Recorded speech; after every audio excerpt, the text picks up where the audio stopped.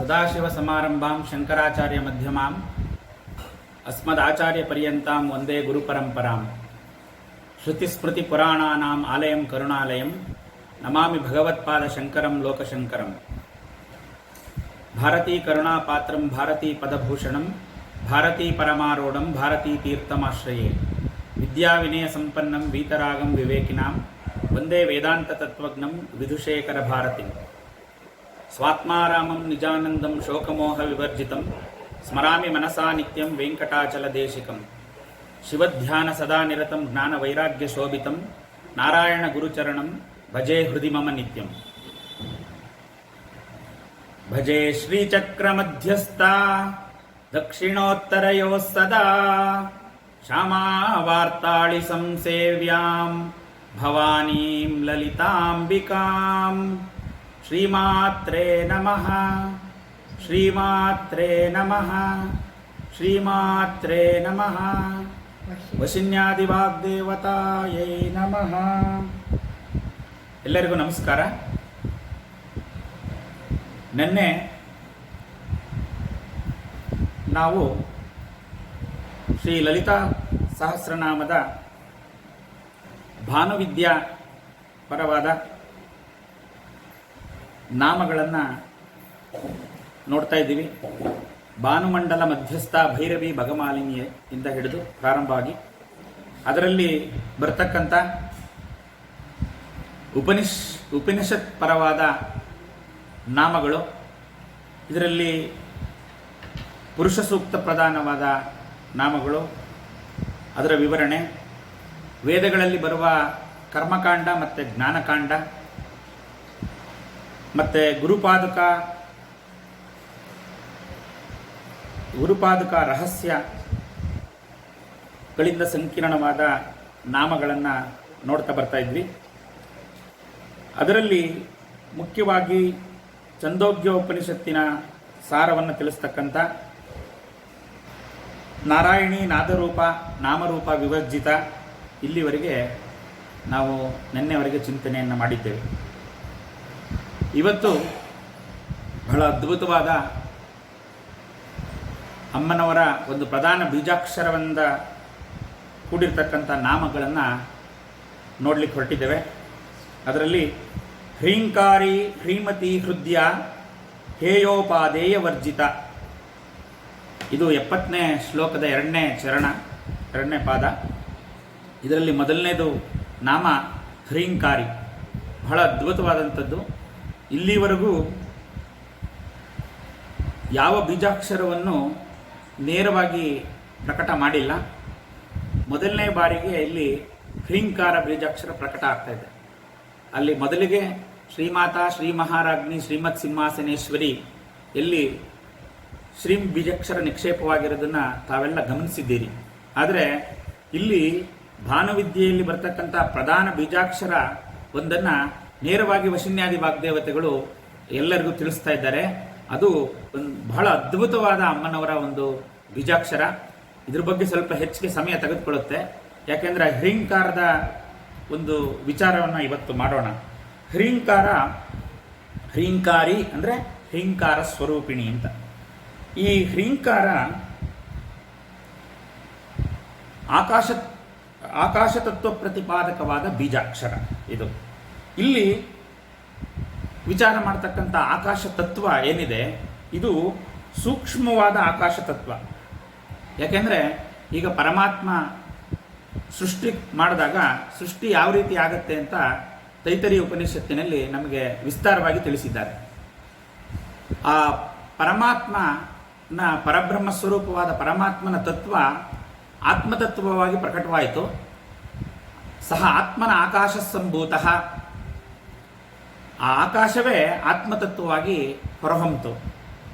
ಆಕಾಶಾದ್ವಾಯು ವಾಯೋರಗ್ನಿ ಅಗ್ನಿರಾಪಃ ಅಪ್ಯಃ ಪೃಥಿವ್ಯೈ ಪೃಥಿವ್ಯೋ ಓಷಧಯಃ ಓಷಧೀಭ್ಯೋ ಅನ್ನಂ ಅನ್ನಾತ್ ಪುರುಷಃ ಸಬಾಯೇಷ ಪುರುಷೋ ಅನ್ನರಸಮಯಃ.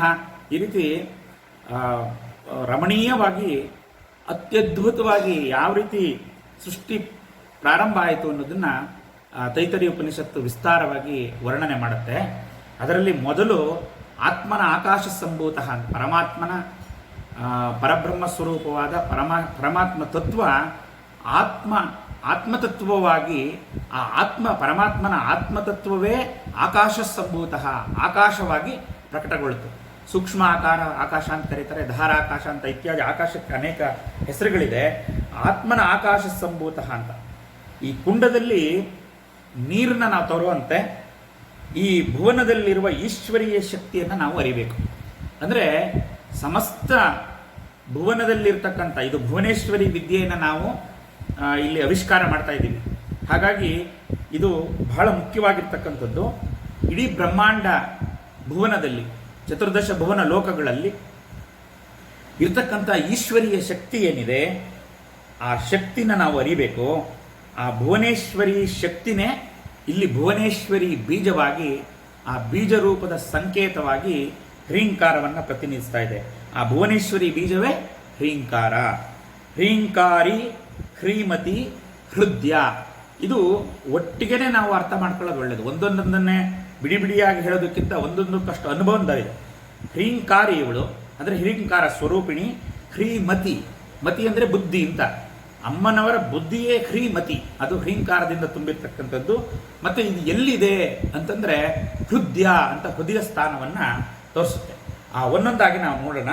ಇಲ್ಲಿ ಈ ಹ್ರೀಂಕಾರ ಭುವನೇಶ್ವರಿ ಬೀಜ ರಹಸ್ಯವನ್ನು ಸ್ವಲ್ಪ ವಿಚಾರ ಮಾಡೋಣ. ಈ ಹ್ರೀಂಕಾರ ಯಾವ ರೀತಿ ಆಗಿದೆ, ಉತ್ಪನ್ನವಾಗಿದೆ ಅಂತ. ಈಗ ಅಕ್ಷರಗಳು ಸ್ವರ ಮತ್ತು ವ್ಯಂಜನಗಳು ಸೇರಿ ಅದಕ್ಕೆ ಯೋಗವಾಹಕಗಳು ಸೇರಿ ಸ್ವರ ಮತ್ತು ವ್ಯಂಜನಗಳು ಸೇರಿದೆ ಅವಾಗ ಸಂಪೂರ್ಣ ಅಕ್ಷರ ಆಗುತ್ತೆ. ಸ್ವತಂತ್ರವಾಗಿ ವ್ಯಂಜನಗಳಿಗೆ ಶಕ್ತಿ ಇಲ್ಲ. ಈಗ ಕ ಗನ ನಾವು ಹೇಳ್ತೀವಿ ಅಕಾರ ಸೇರಿಸ್ಬಿಟ್ಟು, ಆದರೆ ಅದು ಕ ಖ ಗ ಅರ್ಧಾಕ್ಷರ, ಎಲ್ಲ ವ್ಯಂಜನಗಳೆಲ್ಲ ಅರ್ಧಾಕ್ಷರ. ಅದ್ರ ಜೊತೆ ಸ್ವರ ಸೇರಿದಾಗ ಅದು ಪೂರ್ಣಾಕ್ಷರ ಆಗುತ್ತೆ. ಆದರೆ ಅದಕ್ಕೆ ಒಂದು ಅನುಸ್ವಾರ ಸೇರಿದರೆ, ಒಂದು ಬಿಂದು ಸೇರಿದಾಗ ಅದು ಬೀಜಾಕ್ಷರವಾಗಿ ಅದು ಪ್ರಕಟವಾಗುತ್ತೆ. ಅಷ್ಟು ಬೀಜ ಸ್ವರೂಪ ಅದರಲ್ಲಿ ಬರುತ್ತೆ. ಆ ಬೀಜಾಕ್ಷರವಾಗಿ ಶಕ್ತಿಯುತವಾದ ಮಂತ್ರ ಸ್ವರೂಪವಾಗುತ್ತೆ. ಅದನ್ನೇ ಇಲ್ಲಿ ಹ್ರೀಂಕಾರ ಬಂದನ್ನು ನಾವು ಹ್ರೀಂಕಾರವನ್ನು ಬಿಡಿಸಿದಾಗ ಇದರಲ್ಲಿ ಹಕಾರ, ರಕಾರ, ಈಕಾರ ಮತ್ತು ಒಂದು ಅನುಸ್ವಾರ ಸೊನ್ನೆ ಬರುತ್ತೆ. ಹ ರ ಈಮ್ ಅಂತ ಹೇಳ್ತೀವಿ, ಇಲ್ಲ ಈ ಮತ್ತೆ ಸೊನ್ನೆ ಅಂತ. ಅಲ್ಲಿಗೆ 4 ವಿಭಾಗ ಮಾಡ್ಬೋದು. ಇಲ್ಲಿ ಈ ಒಂದೊಂದನ್ನು ಸೂಚಿಸುತ್ತೆ. ಅದನ್ನು ಒಂದೊಂದಾಗಿ ನೋಡೋಣ. ಈ ಹಕಾರ ಏನು ಸೂಚಿಸುತ್ತೆ, ರಕಾರ ಏನು ಸೂಚಿಸುತ್ತೆ, ಈಂಕಾರ ಏನು ಸೂಚಿಸುತ್ತೆ ಅಂತ ನಾವು ನೋಡೋಣ. ಇಲ್ಲಿ 2 ಬೀಜಾಕ್ಷರಗಳು ಪ್ರಧಾನವಾಗಿ ಬರುತ್ತೆ. ಆ ಪರಬ್ರಹ್ಮ ತತ್ವ ಸ್ವರೂಪವಾದ ಮೊಟ್ಟ ಮೊದಲನೇ ಬೀಜಾಕ್ಷರನೇ ಓಂಕಾರ. ಆ ಓಂಕಾರ ಪರಬ್ರಹ್ಮವಾಚಿ, ಬ್ರಹ್ಮಸ್ವರೂಪ ಪರಬ್ರಹ್ಮವಾಚಿ ಓಂಕಾರ. ಅದನ್ನು ಪ್ರಕಟ ಪ್ರಣವ ಅಂತ ಕರೀತಾರೆ. ಇದು ಪರಬ್ರಹ್ಮ ಸ್ವರೂಪ. ಇದು ಅಕಾರ ಮತ್ತು ಉಕಾರ ಮಕಾರಗಳಿಂದ ಸಮ್ಮಿಳಿತವಾಗಿದೆ. ಇಡೀ ಪ್ರಪಂಚ ಸೃಷ್ಟಿಯಾಗೋದಕ್ಕೆ ಮುಂಚೆ ಸರ್ವಂ ಶೂನ್ಯಮಯಂ ಜಗತ್. ಆ ಶೂನ್ಯಮಯ ಜಗತ್ತಿನಲ್ಲಿ ಅನಾಹತ ನಾದ ಉಂಟಾಯಿತು, ಆಮೇಲೆ ಆಹತ ನಾದ ಆಯಿತು. ಅದು ನಾದದ ಬಗ್ಗೆ ನಿನ್ನೆ ತುಂಬ ಚರ್ಚೆ ಆಗಿದೆ. ಮೊದಲು ಪ್ರಕಟವಾಗಿದ್ದು ಅನಾಹತ ನಾದ. ಆ ಅನಾಹತ ನಾದದಿಂದ ಪ್ರಕಟವಾದ ಮೊಟ್ಟ ಮೊದಲನೆಯ ಆಹತ ನಾದವೇ ಓಂಕಾರ. ಅನಾಹತ ನಾದ ನಮಗೆ ಕೇಳಲಿಕ್ಕೆ ಸಾಧ್ಯ ಇಲ್ಲ. ಅದಕ್ಕೆ ಒಂದು ದಿವ್ಯ ಕರ್ಣಗಳು ಬೇಕು. ಈಗ ನೋಡಲಿಕ್ಕೆ ದಿವ್ಯ ಚಕ್ಷುಗಳು ಯಾವ ರೀತಿ ಬೇಕೋ ಅದನ್ನು ಕೇಳಲಿಕ್ಕೆ ದಿವ್ಯ ಕರ್ಣಗಳು ಬೇಕು. ಅದು ನಿನ್ನೆ ನಾದದ ಬಗ್ಗೆ ನಾವು ನಾದಯೋಗದ ಬಗ್ಗೆ ವಿಚಾರ ಮಾಡಿದಾಗ ಸಾಕಷ್ಟು ಅದ್ರ ಬಗ್ಗೆ ಚರ್ಚೆ ಆಗಿದೆ. ಈ ಅನಾಹತ ನಾದ ಮೊದಲು ಪ್ರಕಟ ಆಯಿತು. ಅನಾಹತ ನಾದವೇ ಆಹತ ನಾದವಾದ ಓಂಕಾರವಾಗಿ ಹೊರಹೊಮ್ಮಿತು. ಆ ಓಂಕಾರವೇ ಶಿವನ ತತ್ವ. ಆ ಓಂಕಾರವೇ ಪರಮೇಶ್ವರ ತತ್ವ. ಆ ಓಂಕಾರ ನಿರಂತರವಾಗಿ ಕಲ್ಪಾಂತರ ಬರ್ತಾ ಇತ್ತು. ಅದು ಒಂದು ಸಾರಿ ಆ ಓಂಕಾರಕ್ಕೆ ಅದೇ ಅವನು ಪರಮೇಶ್ವರ. ಆ ಪರಮೇಶ್ವರ ಕಾಮೇಶ್ವರ ಆಗ್ತಾನೆ. ಕಾಮೇಶ್ವರ ಆದಾಗ ಅಂದರೆ ಕಾಮೇಶ್ವರ ಅಂದರೆ ಅವನಿಗೆ ಏನಾದರೂ ಒಂದು ಮಾಡಬೇಕು, ಸೃಷ್ಟಿಕ್ರಿಯೆ ಮಾಡಬೇಕು ಅನ್ನುವಂಥ ಕಾಮ್ಯ ಅವನಲ್ಲಿ ಹುಟ್ಟಿದಾಗ ಆ ಕಾಮೇಶ್ವರ ಆಗ್ತಾನೆ. ಕಾಮೇಶ್ವರ ಆದಾಗ ತನ್ನೊಳಗಿರ್ತಕ್ಕಂಥ ಶಕ್ತಿಯನ್ನು ಪ್ರಕಟ ಮಾಡ್ತಾನೆ. ಆ ಶಕ್ತಿಯೇ ಹ್ರೀಂಕಾರವಾಗಿ ಹೊರಹೊಮ್ಮುತ್ತೆ. ಹಾಗಾಗಿ ಹ್ರೀಂಕಾರ ಇದು ಶಕ್ತಿ. ಓಂಕಾರ ದೀಪವನ್ನು ಸೂಚಿಸಿದರೆ, ಹ್ರೀಂಕಾರ ಬೆಳಕನ್ನು ಸೂಚಿಸುತ್ತೆ. ಓಂಕಾರ ಶಿವನನ್ನು ಸೂಚಿಸಿದರೆ, ಹ್ರೀಂಕಾರ ಶಕ್ತಿಯನ್ನು ಸೂಚಿಸುತ್ತೆ. ಇಲ್ಲಿ ಹ್ರೀಂಕಾರ ನಾವಾಗಲೇ ಹೇಳಿದಾಗೆ ಹ್ರೀಂ ಅಂದರೆ ಶಕ್ತ್ಯಾಕ್ಷರಾಣಿ ಸರ್ವಾಣಿ ಹ್ರೀಂಕಾರಂ ಉಭಯಾತ್ಮಕ ಅಂತ. ಇಲ್ಲಿ ಬೀಜಾಕ್ಷರಗಳನ್ನೆಲ್ಲ ವಿಭಾಗ ಮಾಡಿದರೆ ಅದರಲ್ಲಿ ಶಕ್ತಿ ಬೀಜಾಕ್ಷರಗಳು ಮತ್ತು ಕೆಲವು ಬೀಜಾಕ್ಷರಗಳು ಶಕ್ತಿ ಸ್ವರೂಪ, ಕೆಲವು ಬೀಜಾಕ್ಷರಗಳು ಜ್ಯೋತಿ ಸ್ವರೂಪ. ಅಂದರೆ ಕೆಲವು ಬೀಜಾಕ್ಷರಗಳು ಬೆಳಕಿನ ಸ್ವರೂಪ, ಕೆಲವು ಬೀಜಾಕ್ಷರಗಳು ದೀಪದ ಸಂಕೇತ ಅಂತ ಅರ್ಥ ಮಾಡ್ಕೋಬೋದು. ಆದರೆ ಹ್ರೀಂಕಾರಂ ಉಭಯಾತ್ಮಕ ಅಂತ. ಶಕ್ತ್ಯಾಕ್ಷರಾಣಿ ಸರ್ವಾಣಿ ಇರುವಂಥ ಎಲ್ಲ ಶಕ್ತ್ಯಾಕ್ಷರಗಳಲ್ಲಿ, ಸರ್ವಶಕ್ತ್ಯಾಕ್ಷರಗಳಲ್ಲಿ ಹ್ರೀಂಕಾರಂ ಉಭಯಾತ್ಮಕ, ಹ್ರೀಂಕಾರ ಎರಡನ್ನೂ ಒಳಗೊಂಡಿದೆ. ಇದು ಬೆಳಕಿನ ಸ್ವರೂಪನೂ ಹೌದು, ಶಕ್ತಿ ಸ್ವರೂಪನೂ ಹೌದು ಅಂತ. ಇಲ್ಲಿ ಅದನ್ನೇ ಶ್ರೀ ಸೂಕ್ತದಲ್ಲಿ ಹ್ರೀಶ್ಚತೆ ಲಕ್ಷ್ಮೀಶ್ಚ ಪತ್ನ್ಯೌ ಅಹೋರಾತ್ರೆ ಪಾರ್ಶ್ವೆ, ಅಲ್ಲಿ ಹ್ರೀಶ್ಚತೆ ಲಕ್ಷ್ಮೀಶ್ಚ ಪತ್ನ್ಯೌ ಅಂತ ಹೇಳಿರ್ಬೇಕಾದ್ರೆ ಹ್ರೀಶ್ಚತೆ ಆ ಹ್ರೀಂಕಾರದ ಜೊತೆಗೆ ಲಕ್ಷ್ಮೀ ಬೀಜಾಕ್ಷರ ಶ್ರೀಂಕಾರ ಸೇರಿದೆ. ಲಕ್ಷ್ಮೀಶ್ಚ ಪತ್ನ್ಯೌ ಶ್ರೀಂಕಾರ ಸೇರಿದೆ. ಕೆಲವು ಕಡೆ ವೇದಗಳಲ್ಲಿ ಎಲ್ಲ ಕಡೆನೂ ಬೀಜಾಕ್ಷರಗಳನ್ನ ಪ್ರಕಟ ಮಾಡಲ್ಲ. ಹಾಗಾಗಿ ಲಲಿತಾ ಸಹಸ್ರನಾಮ ರಹಸ್ಯ ವಿದ್ಯೆ ಅಂತ ನಾವು ಉಪೋದ್ಘಾತದಿಂದಲೂ ಹೇಳ್ಕೊಂಡು ಬರ್ತಾ ಇದ್ದೀವಿ. ಯಾಕೆ ರಹಸ್ಯ ವಿದ್ಯೆ ಅಂದರೆ ಸುಮ್ಮನೆ ಮೇಲ್ಗಡೆ ನಿಘಂಟಿನ ಅರ್ಥ ನೋಡಿದ್ರೆ ನಮಗೊಂದು ವಾಕ್ಯ ಅರ್ಥ ಸಿಗುತ್ತೆ, ಸ್ಥೂಲವಾದ ಅರ್ಥ, ನಾವು ಅಷ್ಟಕ್ಕೆ ಸೀಮಿತ ಆದರೆ ಅಷ್ಟೇ ನಮಗೆ ಸಿಗೋದು.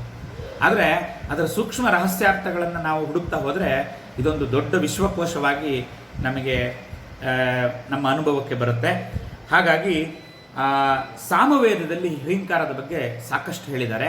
ಆ ಸಾಮವೇದದಲ್ಲಿ ಹಿಂಕಾರ, ಹ್ರೀಂ ಆಗಕ್ಕೂ ಮುಂಚೆ ಅದು ಹಕಾರ ಮತ್ತು ಈಕಾರ ಸೇರಿಬಿಟ್ಟು ಹ್ರೀಂಕಾರ, ಹೀಕಾರ. ಆ ಹಿಂಕಾರದ ಬಗ್ಗೆ ಏನಂತ ಹೇಳ್ತಾನೆ ಅಂತ ನೋಡೋಣ. ಸಾಮವೇದದಲ್ಲಿ ಹಿಂಕಾರವೇ ಪ್ರಧಾನ. ಯಾಕೆಂದರೆ ನಾದ ಪ್ರಧಾನವಾದ ಒಂದು ವೇದ ಸಾಮವೇದ. ಇದರಲ್ಲಿ ಪೃಥ್ವಿ ಹೀಂಕಾರ, ಆದಿತ್ಯ ಹ್ರೀಂಕಾರ, ದ್ಯೌ ಹೀಂಕಾರ, ಪ್ರಜಾಪತಿ ಹೀಂಕಾರ, ಉದ್ಯತ್ ಹೀಂಕಾರ, ಮನ ಹೀಂಕಾರ, ಸರ್ವ ಹೀಂಕಾರ, ಈ ಥರ ಮಂತ್ರ ಬರುತ್ತೆ. ಅಂದರೆ ಆ ಹೀಂಕಾರದ ಸ್ವರೂಪವನ್ನು ಪುಂಖಾನುಪುಂಖವಾಗಿ ಸಾಮವೇದ ವರ್ಣನೆ ಮಾಡುತ್ತೆ. ಹಾಗೆ ಇನ್ನೂ ಅನೇಕ ಕಡೆ ಈ ಹೀಂಕಾರದ ಉಲ್ಲೇಖ ಬರುತ್ತೆ. ಅಂದರೆ ಸರ್ವಂ ಹ್ರೀಂಕಾರ, ಸರ್ವವನ್ನು ಹ್ರೀಂಕಾರಂ ಉಭಯಾತ್ಮಕ ಅನ್ನುವಂಥ ಒಂದು ಶ್ರುತಿ ವಾಕ್ಯದ ಆಧಾರದ ಮೇಲೆ ಆ ಪರಮಾತ್ಮನ ಶಕ್ತಿ ಚಿತ್ಶಕ್ತಿಯಾಗಿ ಚಿದಾಕಾಶದಲ್ಲಿ ಪ್ರಕಟ ಆಗುತ್ತೆ. ಹ್ರೀಂಕಾರಿ ಹ್ರೀಮತಿನೇ ಚಿತ್ಶಕ್ತಿ. ಹೃದಯ ಅಂದರೆ ಹೃದಯ, ಅದು ಸ್ಥಾನ ಇರ್ತಕ್ಕಂಥದ್ದು ಹೃದಯ ಸ್ಥಾನ. ಆ ಹೃದಯ ಸ್ಥಾನದಲ್ಲಿ ಸ್ಥಿತವಾಗಿದೆ. ಬ್ರಹ್ಮಾಂಡದ ಹೃದಯ ಸ್ಥಾನ ಯಾವುದೋ ಆಕಾಶ, ನಾವಿರ್ತಕ್ಕಂಥ ಭುವನ ಲೋಕ, ಇದು ಹೃದಯ ಸ್ಥಾನ. ಮತ್ತು ಇಲ್ಲಿ ಅದನ್ನೇ ಮಣಿದ್ವೀಪ ಅಂತ ನಾವು ಇಲ್ಲಿ ಶ್ರೀವಿದ್ಯಾ ಪರವಾಗಿ ನಾವಿಲ್ಲಿ ಅಮ್ಮನವರ ನಾಮ ರೂಪ ವೈಭವವನ್ನು ನಾವು ಏನು ನೋಡ್ಕೊಂಡು ಬಂದಿದ್ದೀವಿ, ಅಲ್ಲಿ ಸ್ಥಾನವನ್ನು ನಾವು ಗುರುತು ಮಾಡಿದರೆ ಅದೇ ಮಣಿದ್ವೀಪ. ಮಣಿದ್ವೀಪವೇ ಹೃದಯ ಸ್ಥಾನ. ಅದರಲ್ಲಿರ್ತಕ್ಕಂಥ ಶ್ರೀಮನ್ನಗರದಲ್ಲಿರ್ತಿ ಚಿದಗ್ನಿಕುಂಡ. ಆ ಚಿದಗ್ನಿಕುಂಡ, ಚಿತ್ತ ಅನ್ನೋ ಅಗ್ನಿಕುಂಡ ಅಂತ ಬರುತ್ತೆ. ಈಗ ನಾವು ಹ್ರೀಂಕಾರದ ಒಂದೊಂದು ಅಕ್ಷರದ ಸಂಕೇತ ನೋಡೋಣ. ಇದರಲ್ಲಿ ಮೊದಲು ಹಕಾರ, ರಕಾರ, ಈಂಕಾರದಿಂದ ಕೂಡಿರ್ತಕ್ಕಂಥ ಹ್ರೀಂಕಾರದಲ್ಲಿ ಹಕಾರ ಆಕಾಶ ಬೀಜ, ಹಕಾರ ಆಕಾಶ ಬೀಜವನ್ನು ಪ್ರತಿನಿಧಿಸುತ್ತೆ. ರಕಾರ ವಾಯು ಬೀಜ, ಈಕಾರ ತೇಜೋ ಬೀಜ, ಕೊನೆಗೆ ಬರ್ತಕ್ಕಂಥ ಕಾರ 0 ಅನುಸ್ವಾರ ಏನಿದೆ ಅದು ಅನಾಹತ ಸಂಕೇತ. ಅದಕ್ಕೆ ಯಾವ ಒಂದು ಪಂಚಭೂತದಲ್ಲಿ ಯಾವುದೂ ಅದಕ್ಕೆ ಅನ್ವಯಿಸಕ್ಕೆ ಆಗೋದಿಲ್ಲ ನಾವು. ಇನ್ನು ಸ್ಥಾನಗಳು ಬಂದರೆ ಹಕಾರ ಹೃದಯ, ರಕಾರ ಪ್ರಾಣ, ಈಂಕಾರ ಚಿತ್ತಾಗತ್ತೆ. ಅದೇ ನಾವು ಅವಸ್ಥಾತ್ರಯಗಳಿಗೆ ವಿಭಾಗಿಸಿದ್ರೆ ಹಕಾರ ಜಾಗ್ರತ್, ರಕಾರ ಸ್ವಪ್ನ, ಈಕಾರ ಸುಷುಪ್ತಿ. ಅಲ್ಲಿ ಈಕಾರದಲ್ಲಿ ಈಮಲ್ಲಿ ಇಕಾರ ಮತ್ತು ಅನುಸ್ವಾರನ ತೆಗೆದಿದ್ದೀವಿ. ಇಕಾರ ಸುಷುಪ್ತಿ ಆದರೆ ಅದಕ್ಕೆ ಅಂಟ್ಕೊಂಡೆ ಕಾರ, ಈಮ್ ಅಂದಾಗ ಅದು ಗುಪ್ತ ಪ್ರಣವ ಅಂತ ಕರೀತಾರೆ. ಕಾರ ಬಂದ್ಬಿಟ್ಟು ಅದು ತುರಿಯಾವಸ್ಥೆಯನ್ನು ಸೂಚಿಸುತ್ತೆ. ಜಾಗ್ರತ್, ಸ್ವಪ್ನ, ಸುಷುಪ್ತಿ, ತುರಿಯಾವಸ್ಥೆ ತೋರಿಸುತ್ತೆ. ಇಲ್ಲಿ ನಾವು ಚತುರ್ವಿಧ ಪರಪುರುಷಾರ್ಥಗಳ ಬಗ್ಗೆ ನಾವು ಚಿಂತನೆ ಮಾಡಿದಾಗ ಪುರುಷಾರ್ಥ ಪ್ರಧಾನವಾದ ಅರ್ಥಗಳು ಬೀಜಾಕ್ಷರಕ್ಕಿದೆ. ಹಕಾರ ಧರ್ಮವನ್ನು ಪ್ರತಿಪಾದನೆ ಮಾಡಿದರೆ, ರಕಾರ ಅರ್ಥವನ್ನು ಪ್ರತಿಪಾದನೆ ಮಾಡುತ್ತೆ, ಈಕಾರ ಕಾಮವನ್ನು ಪ್ರತಿಪಾದನೆ ಮಾಡುತ್ತೆ ಈಕಾರ. ಮತ್ತು ಆ ಕೊನೆಗೆ ಬರ್ತಕ್ಕಂಥ ಬಿಂದು ಕಾರ ಅರ್ಧೇಂದು ಲಸಿತಂ ಅಂತಾರೆ. ಆ ಅರ್ಧ ಚಂದ್ರಾಕಾರದಲ್ಲಿ ಇಡ್ತಕ್ಕಂಥ ಬಿಂದು ಏನು ಬರುತ್ತೆ ಕೊನೆಗೆ, ಆ ಬಿಂದು ಸೇರಿದರೆ ಇದು ಬೀಜಾಕ್ಷರ ಸ್ವರೂಪ ಬರುತ್ತೆ. ಆ ಬಿಂದುವೇ ಆನಂದದಾಯಕವಾದ ಮೋಕ್ಷವನ್ನು ಸೂಚನೆ ಮಾಡುತ್ತೆ. ಹಾಗಾಗಿ ಇದಕ್ಕೆ ಅರ್ಥ ವಿಸ್ತರಣೆ ಈ ಥರ ನಾವು ಮಾಡ್ತಾ ಹೋಗ್ಬೋದು, ಅಪರಿಮಿತವಾದ ಅರ್ಥವನ್ನು. ಯಾಕೆಂದರೆ ಪ್ರಪಂಚದ ಸರ್ವಶಕ್ತಿಯು ಹ್ರೀಂಕಾರ ಆಗಿರೋದ್ರಿಂದ ಪ್ರಪಂಚದಲ್ಲಿರುವ ಸರ್ವಶಕ್ತಿಗೂ ಅನ್ವಯ ಮಾಡಿ ಹ್ರೀಂಕಾರದ ವಿಶ್ಲೇಷಣೆಯನ್ನು ಮಾಡಬಹುದು. ಇಲ್ಲಿ ಹಕಾರ ಹಕಾರ ಸ್ಥೂಲ ದೇಹಸ್ಥ, ರಕಾರ ಸೂಕ್ಷ್ಮ ದೇಹಕಃ, ಈಕಾರ ಕಾರಣ ದೇಹಶ್ಚ, ಹ್ರೀಂಕಾರೋಹಂ ತುರೀಯಕಂ ಅಂತ ನಿರ್ವಚನ. ಅದರ ಪ್ರಕಾರನೇ ನಾವು ಜಾಗೃತ್, ಸ್ವಪ್ನ, ಸುಷುಪ್ತಿ ಮತ್ತು ತುರಿಯಾವಸ್ಥೆಯನ್ನು ನಾವಿಲ್ಲಿ ವಿಚಾರ ಮಾಡಿದ್ದೀವಿ. ಇಲ್ಲಿ ಆ ಬಿಂದು ರೂಪವಾಗಿ ಕೊನೆಗೆ ಅಂದರೆ ಇನ್ನೊಂದು ನಿರ್ವಚನ ಇದೆ. ಸತ್ವಸ್ವರೂಪ ಸದಾಕಾರವು ಹಕಾರ ಧರ್ಮತತ್ಪರ, ಚಿದಾಕಾಶೋ ಶಿವಾಕಾಶೋ ರೇಪಃ ಆನಂದೋರಿತ್ಯ ಈಂಕಾರ ಸರ್ವಕಾಮದಃ ಅಂತ ನಿರ್ವಚನ. ಇದರ ಪ್ರಕಾರ ಇಲ್ಲಿ ಸತ್ವಸ್ವರೂಪ ಸದಾಕಾರವು ಹಕಾರ ಧರ್ಮ, ಅದೇ ಧರ್ಮ ಅರ್ಥ ಕಾಮ ಮೋಕ್ಷಗಳನ್ನು ನಾನಾಗಲೇ ಹಕಾರ, ರಕಾರ, ಈಂಕಾರ ಮತ್ತು ಆನಂದ ಸ್ವರೂಪವನ್ನು, ಮೋಕ್ಷ ಸ್ವರೂಪವನ್ನು ಆ ಕೊನೆಯಲ್ಲಿರ್ತಕ್ಕಂಥ ಸೊನ್ನೆ ಸೂಚಿಸುತ್ತೆ ಅಂತ ನಿರ್ವಚನ. ಈ ಬಿಂದು ರೂಪಂ ತದಂತಸ್ಥಂ ಭವೇತ ಮೋಕ್ಷದಾಯಕಂ ಅಂತ, ಆ ಕೊನೆಯಲ್ಲಿ ಬರ್ತಕ್ಕಂಥ ಬಿಂದುವೇ ಮೋಕ್ಷದಾಯಕವಾಗಿರ್ತಕ್ಕಂಥದ್ದು ಅಂತ ಹ್ರೀಂಕಾರದ ನಿರ್ವಚನ ಬರುತ್ತೆ.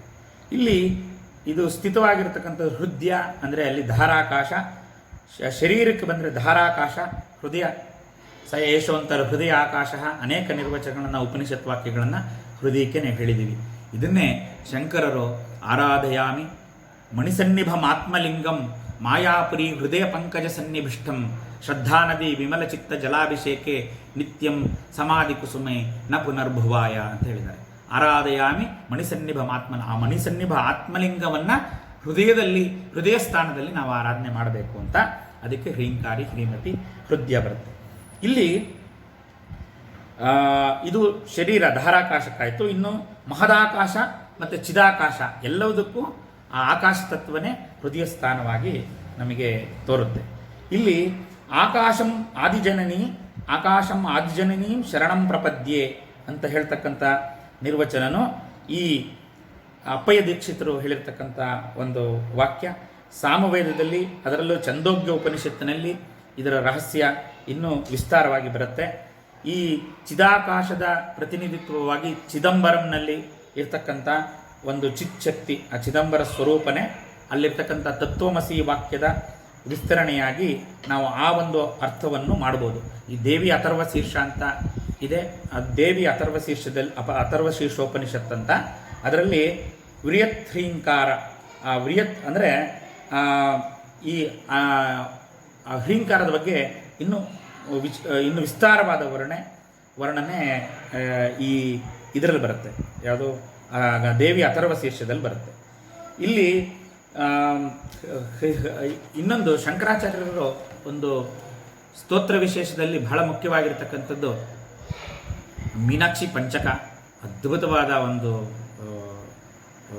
ಸ್ತೋತ್ರ ಶಂಕರಾಚಾರ್ಯ ರಚನೆ ಮಾಡಿರ್ತಕ್ಕಂಥದ್ದು. ಅದರಲ್ಲಿ ಶ್ರೀವಿದ್ಯಾಂ ಶಿವವಾಮಭಾಗ ನಿಲಯಾಂ ಹ್ರೀಂಕಾರ ಮಂತ್ರೋಜ್ವಲಾಂ ಶ್ರೀಚಕ್ರಾಂಕಿತ ಬಿಂದು ಮಧ್ಯ ವಸತಿಂ ಶ್ರೀಮತ್ ಸಭಾನಾಯಿಕಾಂ. ಎಷ್ಟು ಅದ್ಭುತವಾಗಿ ಶಂಕರಾಚಾರ್ಯರು ವರ್ಣನೆ ಮಾಡ್ತಾರೆ. ಶ್ರೀವಿದ್ಯಾಂ ಶ್ರೀವಿದ್ಯಾಸ್ವರೂಪಿಣಿಯಾದ ಲಲಿತಾ ತ್ರಿಪುರ ಸುಂದರಿ ಶಿವವಾಮಭಾಗ ನಿಲಯಾಂ, ಶಿವನ ವಾಂಗ್ಮಾಂಕಸ್ಥವಾಗಿ ಸಿಂಹಾಸನಾರೂಢಳಾಗಿ ಶ್ರೀಮಾತಾ ಶ್ರೀ ಮಹಾರಾಜ್ಞಿ ಶ್ರೀಮತ್ ಸಿಂಹಾಸನೇಶ್ವರಿ. ಅದನ್ನು ನೋಡಿದ್ವಿ ನಾವು, ಕೂತಿದ್ದಾರೆ. ಶ್ರೀವಿದ್ಯಾಂ ಶಿವವಾಮಭಾಗ ನಿಲಯಾಂ, ಅವಳು ಯಾವ ಸ್ವರೂಪಿಣಿ? ಹ್ರೀಂಕಾರ ಮಂತ್ರೋಜ್ವಲ.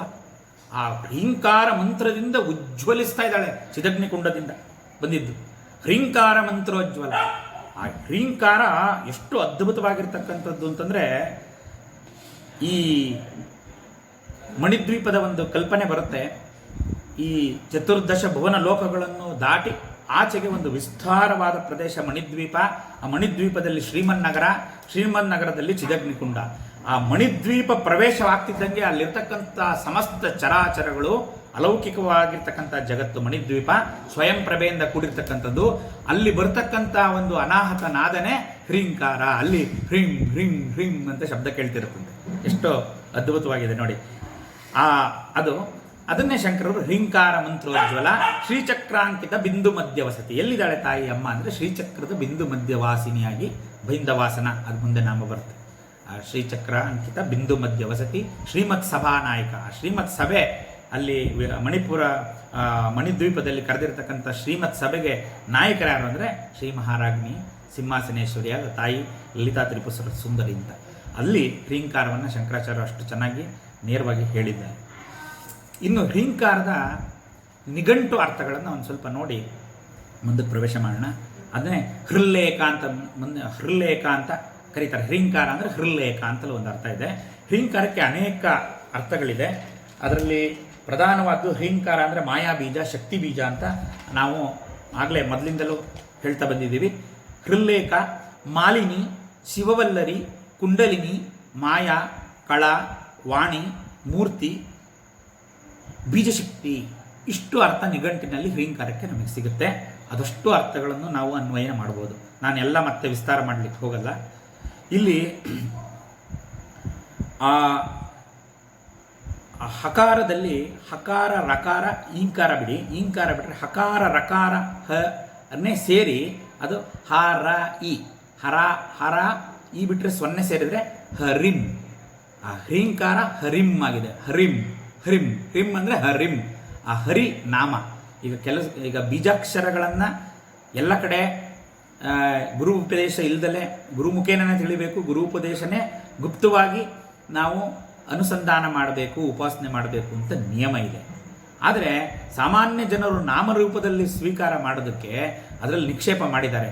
ನಾವು ಯಾವುದನ್ನು ಹರಿ ಅಂತ ಕರಿತೀವೋ ಹರಿಂ ಹರಿಂ ಹರಿ ಹರಿ ಹರಿಂ ಅಂದರೆ ಹ್ರೀಂ.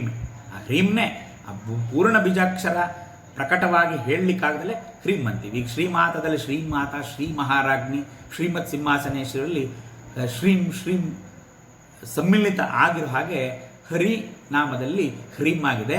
ಹರಿ ಅಂದರೆ ವಿಷ್ಣು, ವಿಷ್ಣು ನಾರಾಯಣ ಸಹೋದರಿಗಳು ಅಂತ, ನಾರಾಯಣ ಸಹೋದರಿ ಅಂತ ನಾವು ನಿನ್ನೆ ಚರ್ಚೆ ಮಾಡಿದ್ವಲ್ಲ, ಇಲ್ಲಿ ಅದಕ್ಕೆ ಬರುತ್ತೆ. ಹೀಗೆ ಪ್ರತಿಯೊಂದು ನಾಮಗಳಕ್ಕೂ ನಾವು ಮುಂದೆ ಮುಂದೆ ಹೋದಂಗೆ ಹಿಂದಿಂದಕ್ಕೆ ಅದರ ಒಂದು ಸಮನ್ವಯ ಮಾಡಿಕೊಂಡು ನಾವು ಅರ್ಥ ಮಾಡ್ಕೊಂಡು ಹೋಗಬೇಕಾಗತ್ತೆ.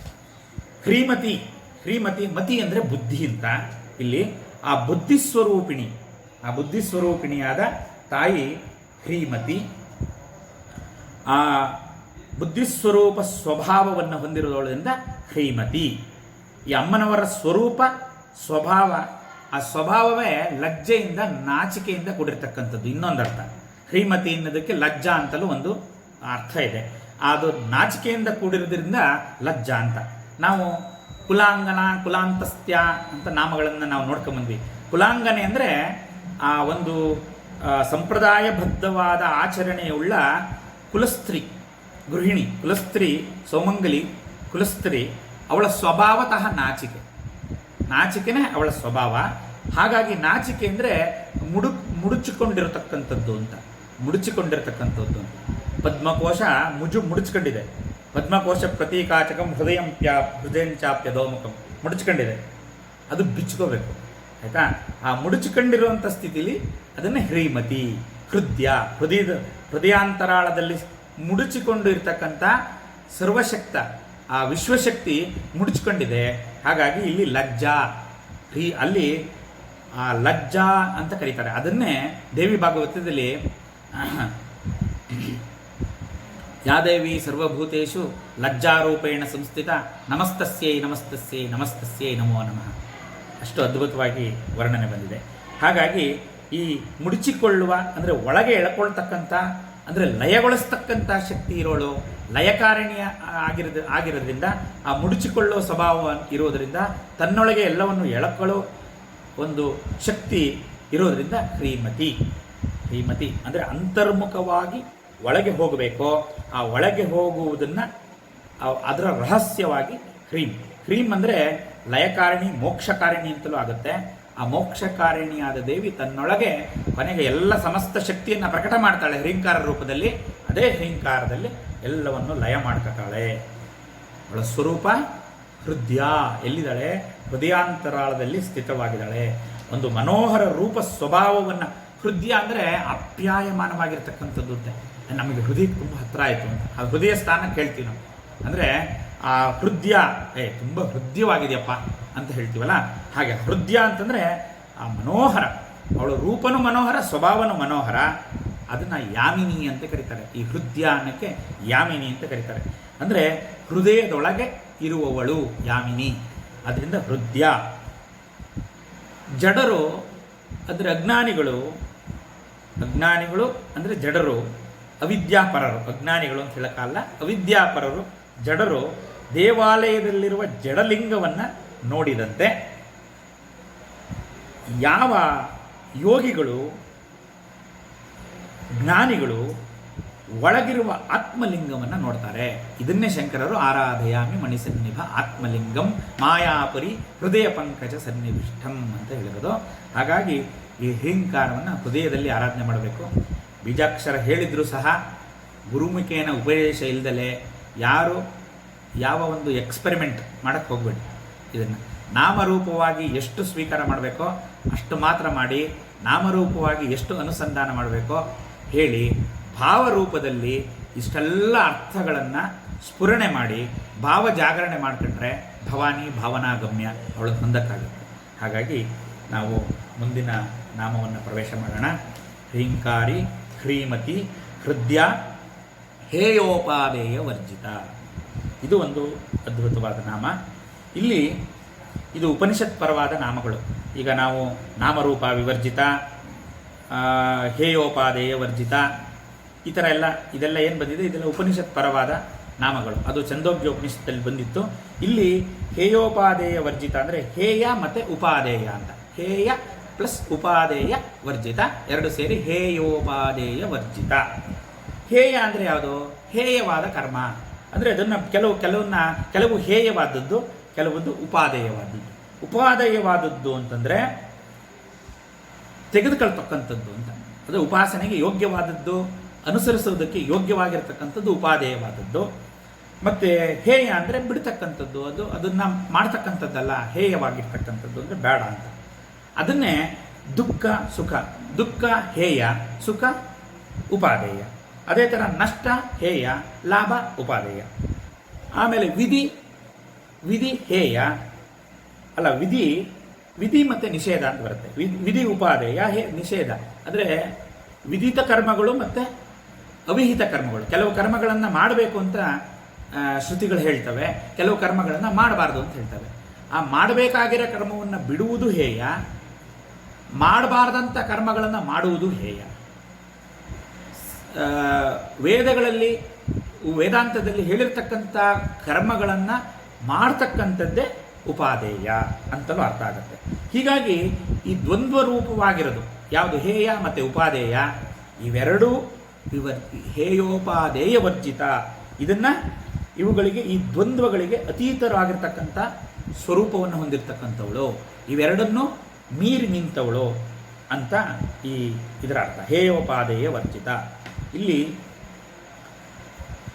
ಧರ್ಮಾಧರ್ಮ ವಿವರ್ಜಿತ ಅಂತ ನಾವು ನಾಮರೂಪ ವಿವರ್ಜಿತ ಇತ್ಯಾದಿ ನಾಮಗಳೆಲ್ಲ ನೋಡಿದಾಗೆ ಇದನ್ನು ಹೇಯೋಪಾದೇಯ ವರ್ಜಿತ, ಇದು ನಾಮವನ್ನು ಅದೇ ರೀತಿ ಅನುಸಂಧಾನ ಮಾಡಬೇಕು.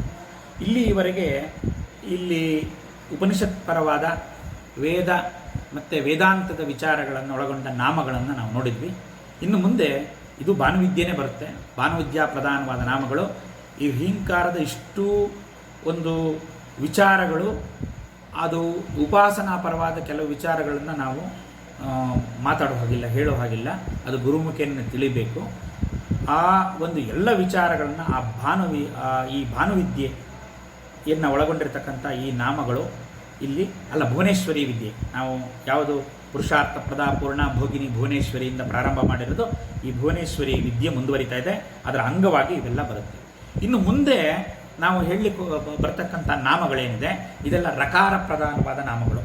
ನೋಡಿ, ರಾಜರಾಜ್ಯಾರ್ಚಿತ, ರಾಜ್ಞಿ, ರಮ್ಯಾ, ರಾಜೀವಲೋಚನ, ರಂಜನೀ ರಮಣೀ ರಸ್ಯ ರಣತ್ ಕಿಂಕಿಣಿಮೇಕಳ ರಮಾ ರಾಕೇಂದು ವದನ ರತಿರೂಪ ರತಿಪ್ರಿಯ ರಕ್ಷಾಕರಿ ರಾಕ್ಷಸಗ್ನಿ ರಾಮ ರಮಣಲಂಪಟ.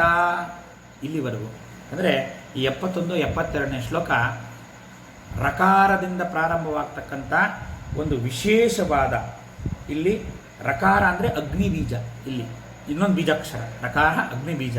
ಈಗ ಹ್ರೀಂಕಾರ ಆಯಿತು, ಈಗ ರಕಾರ ಅಗ್ನಿ ಬೀಜ, ಇನ್ನೊಂದು ಬೀಜಾಕ್ಷರ. ಈ ರಾಜರಾಜಾರ್ಚಿತ ವಿದ್ಯಾ, ರಾಜರಾಜಾರ್ಚಿತ ಅಂದರೆ ಇದು ಮೊದಲನೇ ನಾಮನೇ ರಾಜರಾಜಾರ್ಚಿತ ಅಂತ ಬರುತ್ತೆ. ಇಲ್ಲಿ ಎರಡೂ ಒಂದು ಶ್ಲೋಕಗಳಲ್ಲಿ ರಕಾರದಿಂದ ಪ್ರಾರಂಭವಾಗ್ತಕ್ಕಂಥ ರ ಬೀಜಾಕ್ಷರ ಸಂಯುಕ್ತವಾದ ನಾಮಗಳನ್ನು ವರಸೆಯಾಗಿ ಒಂದಕ್ಕೊಂದಕ್ಕೆ ಅನುಬಂಧದಿಂದ ಕೂಡಿರ್ತಕ್ಕಂಥ ನಾಮಗಳನ್ನು ನೋಡ್ತೀವಿ. ಅದನ್ನು ವಿಚಾರ ಮಾಡೋಣ. ಇದರಲ್ಲಿ ಭುವನೇಶ್ವರಿ ವಿದ್ಯೆಯೊಳಗೆ ಬರ್ತಕ್ಕಂಥ ಇನ್ನೊಂದು ವಿದ್ಯೆಯನ್ನು ತೆರೆದುಕೊಳ್ಳುತ್ತೆ ಇದರೊಳಗೆ.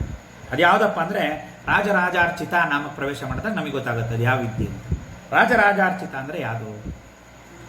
ನಮಗೆ ರಾಜರಿದ್ದಾರೆ, ರಾಜರಿಗೆ ಮತ್ತೆ ರಾಜರಿಗೆ ಯಾರು? ಹಂಗಾರೆ ರಾಜರು ಯಾರು, ರಾಜರಿಗೆ ರಾಜ ಯಾರು? ಈ ರಾಜರುಗಳಿಂದ ಉಪಾಸಿಸಲ್ಪಡುವವಳು ಅಂತ ರಾಜರಾಜಾರ್ಚಿತ ಅಂತ, ರಾಜರುಗಳಿಂದ ಉಪಾಸಿಸಲ್ಪಡುವುದು. ಹಾಗಾದರೆ ರಾಜ ಯಾರು? ಒಂದು ಮಂತ್ರ ನಾವು ನಿತ್ಯ ಹೇಳ್ತೀವಿ ಮಂಗಳಾರತಿ ಮಾಡಬೇಕಾದ್ರೆ, ಅದನ್ನು ಜ್ಞಾಪಿಸ್ಕೊಳ್ಳಿ. ಯಾವಾಗ ರಾಜರಾಜಾರ್ಚಿತ ಯಾರು ಅಂತ ಗೊತ್ತಾಗುತ್ತೆ. ಯಾವುದದು ಮಂತ್ರ?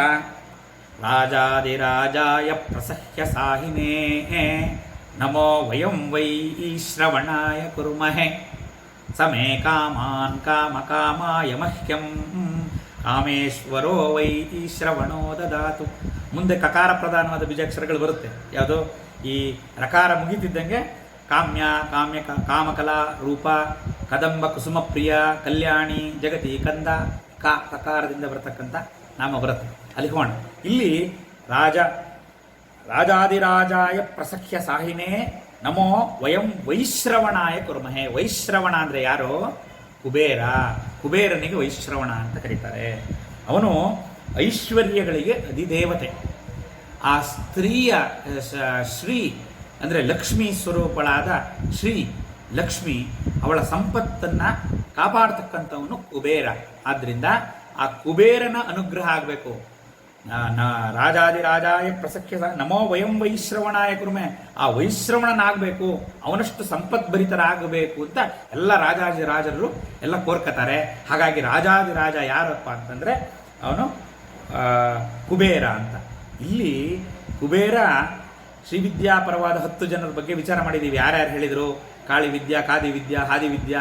ಕುಬೇರನು ಒಬ್ಬ ಪ್ರಧಾನ, ಒಬ್ಬ. ಇಲ್ಲಿ ಭುವನೇಶ್ವರಿ ವಿದ್ಯೆ ಬಂದಂಗೆ ಇಲ್ಲಿ ಅಗಸ್ತ್ಯರು, ಲೋಪಾಮುದ್ರೆ ಇತ್ಯಾದಿ ಎಲ್ಲ ಶ್ರೀವಿದ್ಯಾ ಸಂಪನ್ನರು ಇರೋ ಹಾಗೆ ಕುಬೇರನು ಒಬ್ಬ ಪ್ರಧಾನವಾದ ಶ್ರೀವಿದ್ಯಾ ಪ್ರವರ್ತಕ. ಆ ಅಮ್ಮನವರನ್ನು ಔಪಾಸನೆ ಮಾಡಿರ್ತಕ್ಕಂಥ ದೈವ ಅವನು ಆಗಿರೋದ್ರಿಂದ ಇಲ್ಲಿ ಕುಬೇರ ವಿದ್ಯಾ, ರಾಜರಾಜಾರ್ಚಿತ ವಿದ್ಯಾ ಅಥವಾ ಕುಬೇರ ವಿದ್ಯಾ ಅಂತ ರಹಸ್ಯ ಇಲ್ಲಿ ಬರುತ್ತೆ. ಇನ್ನು ಇಲ್ಲಿ ರಾಜ ಅಂದರೆ ಏನು ಅದನ್ನು ನಾವು ವಿಚಾರ ಮಾಡಿದ್ದೀವಿ. ಅಲ್ಲಿ ಶ್ರೀ ಮಹಾರಾಜ್ಞಿ ಹೇಳಬೇಕಾದ್ರೆ ನಾನು ಹೇಳಿದ್ದೀನಿ, ಮತ್ತೆ ಪುನರುಕ್ತಿ ಆದರೂ ಪರವಾಗಿಲ್ಲ ಹೇಳ್ತೀನಿ.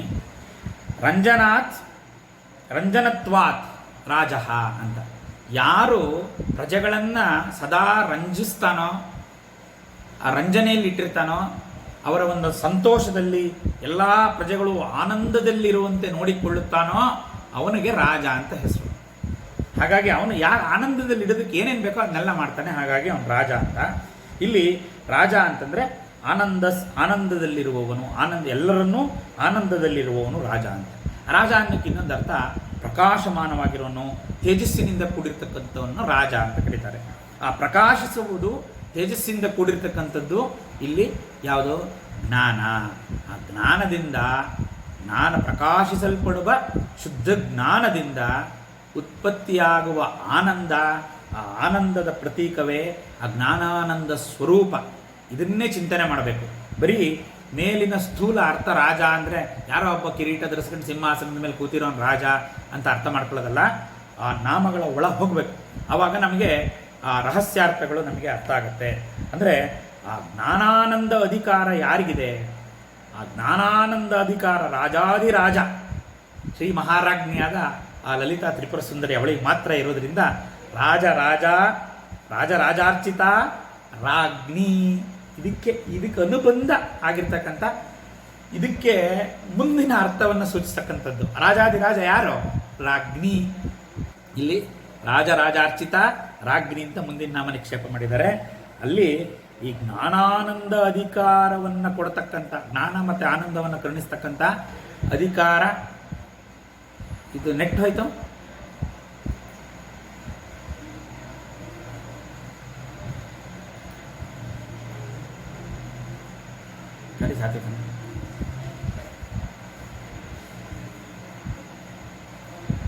ನೆಟ್ ಹೋಯ್ತು ಬಾ,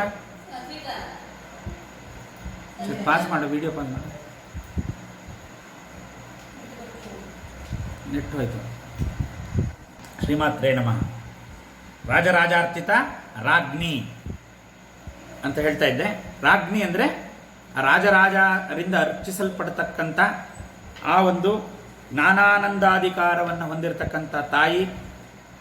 ಆದ್ದರಿಂದ ಇವಳು ರಾಜ್ಞಿ ಅಂದರೆ ಮಹಾರಾಣಿ, ಎಲ್ಲರಿಗೂ ಆಶ್ರಯದಾತೆ. ಶರಣ್ಯೆ ತ್ರ್ಯಂಬಕೆ ದೇವಿ ಆಶ್ರಯದಾತೆ. ಆದ್ದರಿಂದ ಶ್ರೇಷ್ಠವಾದ ಮಂತ್ರಗಳಿಗೆ ರಾಣಿ, ಅದನ್ನು ಅರ್ಥ ತಗೋಬೋದು. ಶ್ರೇಷ್ಠವಾದ ಮಂತ್ರಗಳು, ಅದಕ್ಕೆ ಇವಳು ರಾಣಿ ಆಗಿರೋದ್ರಿಂದ ಆ ಷೋಡಶಿ ಮಂತ್ರವನ್ನು ಮದಗೊಂಡ ಅನೇಕ ಮಂತ್ರಗಳಿಗೂ ಮಂತ್ರರಾಜ, ಮಂತ್ರರಾಜ್ಞಿ, ಮಂತ್ರರಾಣಿ ಆಗಿರೋದ್ರಿಂದ ಇವಳು ರಾಜ್ಞಿ. ರಮ್ಯಾ ಅಂತಂದರೆ ಅತ್ಯಂತ ಸುಂದರವಾಗಿರ್ತಕ್ಕಂಥದ್ದು ರಮ್ಯಾ. ಆ ಅತ್ಯಂತ ಸುಂದರವಾದ ತ್ರಿಪುರ ಸುಂದರಿ ಇವಳು ಆಗಿರೋದ್ರಿಂದ ರಮ್ಯಾ ಅಂದರೆ ಇಲ್ಲಿ ಉಮಾ ಹೈಮವತಿ ಬಹುಶೋಭಮಾನ ಅಂತಕ್ಕಂಥ ಒಂದು ನಿರ್ವಚನ ನಾವಿಲ್ಲಿ ತಗೋಬೋದು. ಹಾಗಾಗಿ ರಾಜಾರ್ಚಿತ ರಾಜ್ಞಿ ರಮ್ಯಾ, ಅತಿ ಸುಂದರವಾಗಿರ್ತಕ್ಕಂಥವಳು.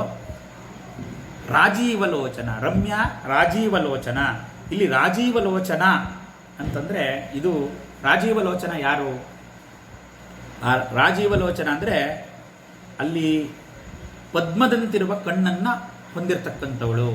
ಆದ್ದರಿಂದ ಇವಳು ರಾಜೀವಲೋಚನ ಅಂತ. ಇಲ್ಲಿ ಈಂಕಾರದ ಈ ಬೀಜಾಕ್ಷರ ನಿಕ್ಷೇಪ ಆಗಿದೆ. ಇಲ್ಲಿ ರಾಜೀವಲೋಚನ ಅಂತ.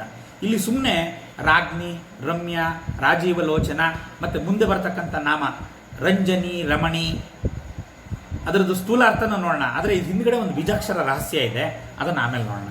ಇಲ್ಲಿ ರಂಜನಿ ಅಂತಂದರೆ ಇಲ್ಲಿ ಉತ್ಸಾಹಕಾರಿಣಿ ಶಕ್ತಿ, ರಂಜಿಸ್ತಕ್ಕಂಥ ಶಕ್ತಿಯನ್ನು, ಆ ರಂಜನತ್ವಾತ್ ರಾಜ, ಆ ರಾಜನಲ್ಲಿರ್ತಕ್ಕಂಥ ರಂಜನತ್ವ, ಆ ರಂಜನತ್ವ ಶಕ್ತಿ ಇರೋದ್ರಿಂದಲೇ ಇವಳು ರಂಜಿನಿ ರಮಣಿ. ರಂಜಿನಿ ಅಂತಂದರೆ ಆ ಒಂದು ಆಕರ್ಷಕ ಶಕ್ತಿ, ಉತ್ಸಾಹಕಾರಿಣಿ ಶಕ್ತಿ ಇರೋದ್ರಿಂದ ಇವಳು ರಂಜಿನಿ. ಮತ್ತು ರಮಣಿ ಅಂದರೆ ರಮಿಸುವುದು, ಅಂದರೆ ಆನಂದಕಾರಿಣಿ ಆಗಿರೋದ್ರಿಂದ ಆನಂದವನ್ನು, ಆನಂದಕಾರಕ ಶಕ್ತಿ ಮತ್ತು ಆನಂದಿಸುವವಳು ಇವಳಾದ್ರಿಂದ ಇವಳು ರಮಣಿ. ಇದು ಸ್ಥೂಲ ಅರ್ಥ. ಇಲ್ಲಿ ಈ ನಾಮಗಳನ್ನು ನಿಕ್ಷೇಪ ಮಾಡಿದ್ರ ಹಿಂದ್ಗಡೆನೂ ಮತ್ತೊಂದು ರಹಸ್ಯ ಇದೆ. ಇಲ್ಲಿ ರಮ್ಯಾ ಅಲ್ಲಿ ಉಚ್ಚಾರ ಮಾಡಬೇಕಾದ್ರೆ ಪರೋಕ್ಷವಾಗಿ ಹಕಾರ ರಮ್ಯಾದಲ್ಲಿ ಅಲ್ಲಿ ಹಕಾರ ಇಲ್ಲದೇ ಇದ್ದರೂ ರಮ್ಯಾ ಉಚ್ಚಾರ ಮಾಡಬೇಕಾದ್ರೆ ಅಲ್ಲಿ ಹಕಾರ ನಿಕ್ಷೇಪ ಆಗಿದೆ, ಅದನ್ನು ಗಮನಿಸಬೇಕು. ರಾಜೀವಲೋಚನದಲ್ಲಿ ಈಂ ಬೀಜಾಕ್ಷರ, ಈ ಬೀಜಾಕ್ಷರ ಇದೆ. ರಾಜೀವ ಲೋಚನದಲ್ಲಿ ಈ ಬೀಜಾಕ್ಷರ ಇದೆ, ಈಕಾರ. ಮತ್ತು ರಂಜನಿಯಲ್ಲಿರ್ತಕ್ಕಂಥ ಸೊನ್ನೆಯಲ್ಲಿ ಬೀಜಾಕ್ಷರ ಇದೆ, ಸೊನ್ನೆ ಅರ್ಧೇಂದು ಲಸಿತ ಬೀಜಾಕ್ಷರ ಇದೆ. ರಮಣಿಯಲ್ಲಿ ರಕಾರ ಬೀಜಾಕ್ಷರ ಇದೆ. ಹಕಾರ, ರಕಾರ, ಈಕಾರ ಮತ್ತು ಬಿಂದು. ಆಯ್ತಾ? ಇಲ್ಲಿ ಹೇಳಿದ್ದು ಹ್ರೀಂಕಾರಿ, ಹ್ರೀಮತಿ, ಹೃದಯದಲ್ಲಿ ಹೇಳಿರ್ತಕ್ಕಂಥ ಹ್ರೀಂಕಾರವನ್ನು ಪರೋಕ್ಷವಾಗಿ ಅದರಲ್ಲಿರ್ತಕ್ಕಂಥ ಒಂದೊಂದು ಬೀಜಶಕ್ತಿಯನ್ನು ಹೊರಗೆ ತೆಗೆದು ವಶಿನ್ಯಾದಿ ವಾಗ್ದೇವತೆಗಳು ರಂಜಿನಿ, ರಮಣಿ, ರಮ್ಯಾ, ರಂಜಿನಿ, ರಮಣಿ ಈ ಒಂದು ನಾಮಗಳಲ್ಲಿ ನಿಕ್ಷೇಪ ಮಾಡಿದ್ದಾರೆ. ಇದಕ್ಕೆ ಮತ್ತೆ ನಾನು ಎಷ್ಟು ಸರಿ ಹೇಳ್ತಾ ಇದ್ದೀನಿ ಇದನ್ನೇ. ಇದು ಶ್ರೀವಿದ್ಯಾ, ಅದರಲ್ಲೂ ಈ ಲಲಿತಾ ಸಹಸ್ರನಾಮ ಸ್ತೋತ್ರ ರಹಸ್ಯ, ಇದರಲ್ಲಿರ್ತಕ್ಕಂಥ ರಹಸ್ಯಾರ್ಥಗಳನ್ನು ನಾವು ತಿಳಿದು ಅನುಸಂಧಾನ ಮಾಡಬೇಕು. ರಂಜಿನಿ, ರಮಣಿ, ರಸ್ಯ ರಂಜಿನಿ ರಮಣಿ ರಸ್ಯ ರಣತ್ ಕಿಂಕಿಣಿ ಮೇಖಲ. ರಸ್ಯ ಅಂತಂದರೆ ರಸಗ್ರಹಣ ಶಕ್ತಿಗೆ ರಸ್ಯ ಅಂತ ಕರೀತಾರೆ. ಆ ರಸಗ್ರಹಣ ಶಕ್ತಿ ರಸಗ್ರಹಣ ಶಕ್ತಿ ಅಂದರೆ ನಾವು ಬೆಳಕಲ್ಲೇ ಬೆಳಕನ್ನು ನೋಡೋದ್ರಿಂದ, ಈಗ ಸೂರ್ಯೋಪಾಸನೆ ಮಾಡೋಕ್ಕೆ ನಾವು ಬೆಳಕಲ್ಲೇ ಸೂರ್ಯನ ತಿಳ್ಕೋಬೇಕು. ಹಾಗಾಗಿ ಆ ಕಣ್ಣಿಗೆ ಅಧಿದೇವತೆಯಾದ ಒಂದು ದೇವತೆ ಸೂರ್ಯ. ಆ ಸೂರ್ಯನನ್ನು ಕಣ್ಣಿನಿಂದಲೇ ತಿಳಿಬೇಕು, ಕಣ್ಣಿನಿಂದ ಸೂರ್ಯನ ಬೆಳಕಿನಿಂದಲೇ ತಿಳಿಬೇಕು. ಹಾಗಾಗಿ ಆ ರಸಗ್ರಹಣ ಶಕ್ತಿ ಸರ್ವಶಕ್ತಿಮಯಾದ ಆ ತಾಯಿ ಭುವನೇಶ್ವರಿ ಹ್ರೀಂಕಾರ ರೂಪಿಣಿಯನ್ನು ನಾವು ಅವಳು ನಮಗೆ ಅನುಗ್ರಹಿಸಿರ್ತಕ್ಕಂಥ ಆ ಶಕ್ತಿಯಿಂದಲೇ ತಿಳಿಬೇಕು. ಹಾಗಾಗಿ ಆ ರಸಗ್ರಹಣ ಶಕ್ತಿಯಿಂದ ನಮಗಿರ್ತಕ್ಕಂಥ ಪಂಚ ತನ್ಮಾತ್ರಕಗಳಾದ ಆ ಶಕ್ತಿಗಳಿಂದಲೇ ನಾವು ಅವಳನ್ನು ತಿಳಿಬೇಕಾಗಿರೋದ್ರಿಂದ ಇವಳು ರಸ್ಯ, ರಂಜಿನಿ ರಮಣಿ ರಸ್ಯ. ಇಲ್ಲಿ ಅದು ಉಪದೇಶ ಶಕ್ತಿನೂ ಹೌದು. ಇದು ರಸ್ಯ ಅಂತಂದರೆ ಉಪದೇಶ ಶಕ್ತಿನೂ ಹೌದು. ಹಾಗಾಗಿ ರಂಜಿನಿ ರಮಣಿ ರಸ್ಯ ರಣತ್ಕಿಂಕಣಿ ಮೇಖಲ. ಇದುವರೆಗೂ ವೇದಾಂತಪರವಾದ ವಿಚಾರವನ್ನು ಹೇಳ್ತಾ ಇವಳಿಗೆ ನಿರಾಕಾರ ನಿರ್ಗುಣ ಸ್ವರೂಪ ಪರಮಾತ್ಮ ತತ್ವವನ್ನು ಹೇಳ್ತಾ ಆ ವಶಿನಿಯಾದಿ ವಾಗ್ದೇವತೆಗಳು ಮತ್ತೆ ರಣತ್ಕಿಂಕಿಣಿ ಮೇಖಲ ಅಂದರೆ ಸಗುಣ ಸ್ವರೂಪವಾದ ಅಮ್ಮನವರ ರಣತ್ಕಿಂಕಿಣಿ ಮೇಖಲೆ ಅದನ್ನು ವರ್ಣನೆ ಮಾಡಕ್ಕೆ ಬಂದ್ಬಿಟ್ರು. ಏನಪ್ಪ ಇದು ಈ ಥರ ವೈಪರೀತ್ಯ ಇದೆ ಅಂತ ಅನ್ಕೋಬಾರ್ದು. ಯಾಕೆ ಅಂತಂದರೆ ಬರೀ ವೇದಾಂತನೂ ನಮಗೆ ಜೀರ್ಣಿಸ್ಕೊಳ್ಳೋಕೆ ಕಷ್ಟ ಆಗುತ್ತೆ. ಹಾಗಾಗಿ ಮಧ್ಯ ನಮ್ಮನ್ನು ಸ್ವಲ್ಪ ವಶಿನ್ಯಾದಿ ವಾಗ್ದೇವತೆಗಳು ಈ ಥರ ಸಗುಣ ಸಾಕಾರದಿಂದ ನಿರಾಕಾರ ನಿರ್ಗುಣ ರೂಪಕ್ಕೆ, ಮತ್ತು ನಿರ್ಗುಣದಿಂದ ಮತ್ತೆ ಸಗುಣ ಸಾಕಾರಕ್ಕೆ, ಮತ್ತೆಲ್ಲೋ ಒಂದು ಕಡೆ ಬೀಜಾಕ್ಷರ ರಹಸ್ಯಕ್ಕೆ, ಈ ಥರ ಎಲ್ಲ ಕಡೆಗೂ ಕರ್ಕೊಂಡೋಗಿ ತೋರಿಸ್ತಾರೆ. ರಣತ್ಕಿಂಕಿಣಿ ಮೇಖಲ ಅಂದರೆ ಆ ಒಂದು ಶಬ್ದವನ್ನು, ವಿಶೇಷವಾದ ಅಲೌಕಿಕ ಶಬ್ದವನ್ನು ಉಂಟು ಮಾಡತಕ್ಕಂಥ ಕಿಂಕಿಣಿ ಅಂದರೆ ಕಿರು ಗಂಟೆಗಳು. ಆ ಕಿರು ಗಂಟೆಗಳಿಂದ ಕೂಡಿರ್ತಕ್ಕಂಥದ್ದು. ಆ ಕಿರು ಗಂಟೆಗಳಿಂದ ಕೂಡಿದ ಒಡ್ಯಾಣ ಡಾಬು, ಅದಕ್ಕೆ ರಣತ್ಕಿಂಕಿಣಿ ಮೇಖಲ ಅಂತ ಕರೀತಾರೆ. ಆ ಕಿರು ಗಂಟೆಗಳಿಂದ ಕೂಡಿರ್ತಕ್ಕಂಥ ಡಾಬುಗೆ ರಣತ್ಕಿಂಕಿಣಿ ಮೇಖಲ. ಆ ರಣತ್ಕಿಂಕಿಣಿ ಅಂತಕ್ಕ ಮೇಖಲೆಯನ್ನು ಆ ಒಡ್ಯಾಣ ಪ್ರದೇಶದಲ್ಲಿ ಧರಿಸಿದಾಳೆ. ಅದನ್ನೇ ಕೊಣತ್ ಕಾಂಚೀಧಾಮ, ಇದು ಶಂಕರಾಚಾರ್ಯರು ರಚಿಸತಕ್ಕಂಥ ಸೌಂದರ್ಯ ಲಹರಿ. ನಾನು ಸುಮಾರು ತಗೊಂಡಿಲ್ಲ. ಇಲ್ಲಿ ಒಂದೊಂದು ನಾಮಕ್ಕೂ ಸೌಂದರ್ಯ ಲಹರಿ ತಗೋಬೋದು. ಅದು ತಗೊಂಡ್ರೆ ವಿಸ್ತಾರ ಆಗುತ್ತೆ ಅಂತ ನನಗೆ ಭಾಳ ಭಯ. ಇನ್ನೊಮ್ಮೆ ಅದರದ್ದು ಅವಕಾಶ ಆದಾಗ ನೋಡೋಣಂತೆ. ಆದರೆ ಮಧ್ಯ ತುಂಬ ಚೆನ್ನಾಗಿದೆ. ಪ್ರತಿಯೊಂದು ನಾಮಕ್ಕೂ ಶಂಕರರ ಸೌಂದರ್ಯ ಲಹರಿಯನ್ನು ನಾವು ಅನ್ವಯ ಮಾಡಿ ಹೇಳಬಹುದು. ಅದರಲ್ಲಿ ರಣತ್ಕಾಂಚೀಧಾಮ ಅಂತ ಹೇಳ್ತಾರೆ. ಅದರಲ್ಲಿ ಮೂಲಾಧಾರದಿಂದ ಮಣಿಪುರದವರೆಗೆ ಬರತಕ್ಕಂಥ ಒಂದು ವಿವರಣೆಯನ್ನು ವಿಸ್ತಾರವಾಗಿ ಶಂಕರರು ಕೊಟ್ಟಿದ್ದಾರೆ. ಆ ಮಣಿಪುರ ಸ್ಥಾನದಲ್ಲಿ ಅಲಂಕೃತವಾದ ಆಭರಣ ಒಡ್ಯಾಣ ಆಗಿರೋದ್ರಿಂದ ಯೋಗಪರವಾದ ಅರ್ಥ.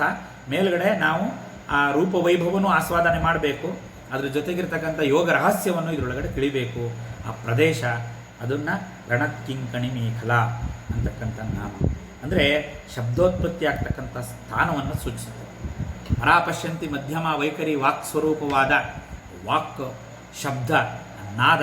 ಇಲ್ಲಿ ನಾದದ್ದು ನಾವು ನಾದದ ಬಗ್ಗೆ ನಾರಾಯಣಿ ನಾದ ರೂಪದಲ್ಲಿ ಚಿಂತನೆ ಮಾಡಿದ್ದೀವಿ. ಅದು ಪ್ರಾರಂಭ ಆಗದೆ ಮೂಲಾಧಾರದಲ್ಲಿ ಏನೂ ಇರಲ್ಲ, ಶೂನ್ಯಮಯವಾಗಿರುತ್ತೆ. ಅಲ್ಲಿಂದ ಮೊದಲನೇ ಪ್ರಕಟ ರೂಪ ಪರ ಅಂಥೇಳಿ ಅದು ಮಣಿಪೂರಕದಲ್ಲಿ ಪರಾರೂಪವಾಗಿ ಮೊದಲನೇ ಪ್ರಕಂಪನ ವಾಕ್ ಪ್ರಾರಂಭ ಆಗಕ್ಕೆ ಬರದೆ ಅಲ್ಲಿಂದಲೇ ಆ ವಕ್ಷಸ್ಥಳದಲ್ಲೇ ಎಲ್ಲ ಪ್ರಾರಂಭ ಆಗೋದು. ಹಾಗಾಗಿ ಅದು ಸೃಷ್ಟಿಯಾಗ್ತಕ್ಕಂಥ ಸ್ಥಾನ. ಅದು ವಿಶ್ವಗರ್ಭ, ಸ್ವರ್ಣಗರ್ಭ. ಅದು ಮುಂದೆ ನಾಮ ಬರುತ್ತೆ, ಯಾವಾಗ ವಿಚಾರ ಮಾಡೋಣ. ಆ ಸ್ಥಾನವನ್ನು ತೋರಿಸೋದಕ್ಕೆ ಇಲ್ಲಿ ರಣತ್ಕಿಂಕಣಿ ಮೇಖಲ ಅಂತ. ಅದು ಸಾಧನಾ ಪರರಾಗಿರ್ತಕ್ಕಂಥ ಶ್ರೀವಿದ್ಯಾ ಉಪಾಸಕರಿಗಂತೂ ಇದು ಬರೀ ನಾಮ ಅಲ್ಲ, ಅವ್ರಿಗೊಂದು ಹಬ್ಬ.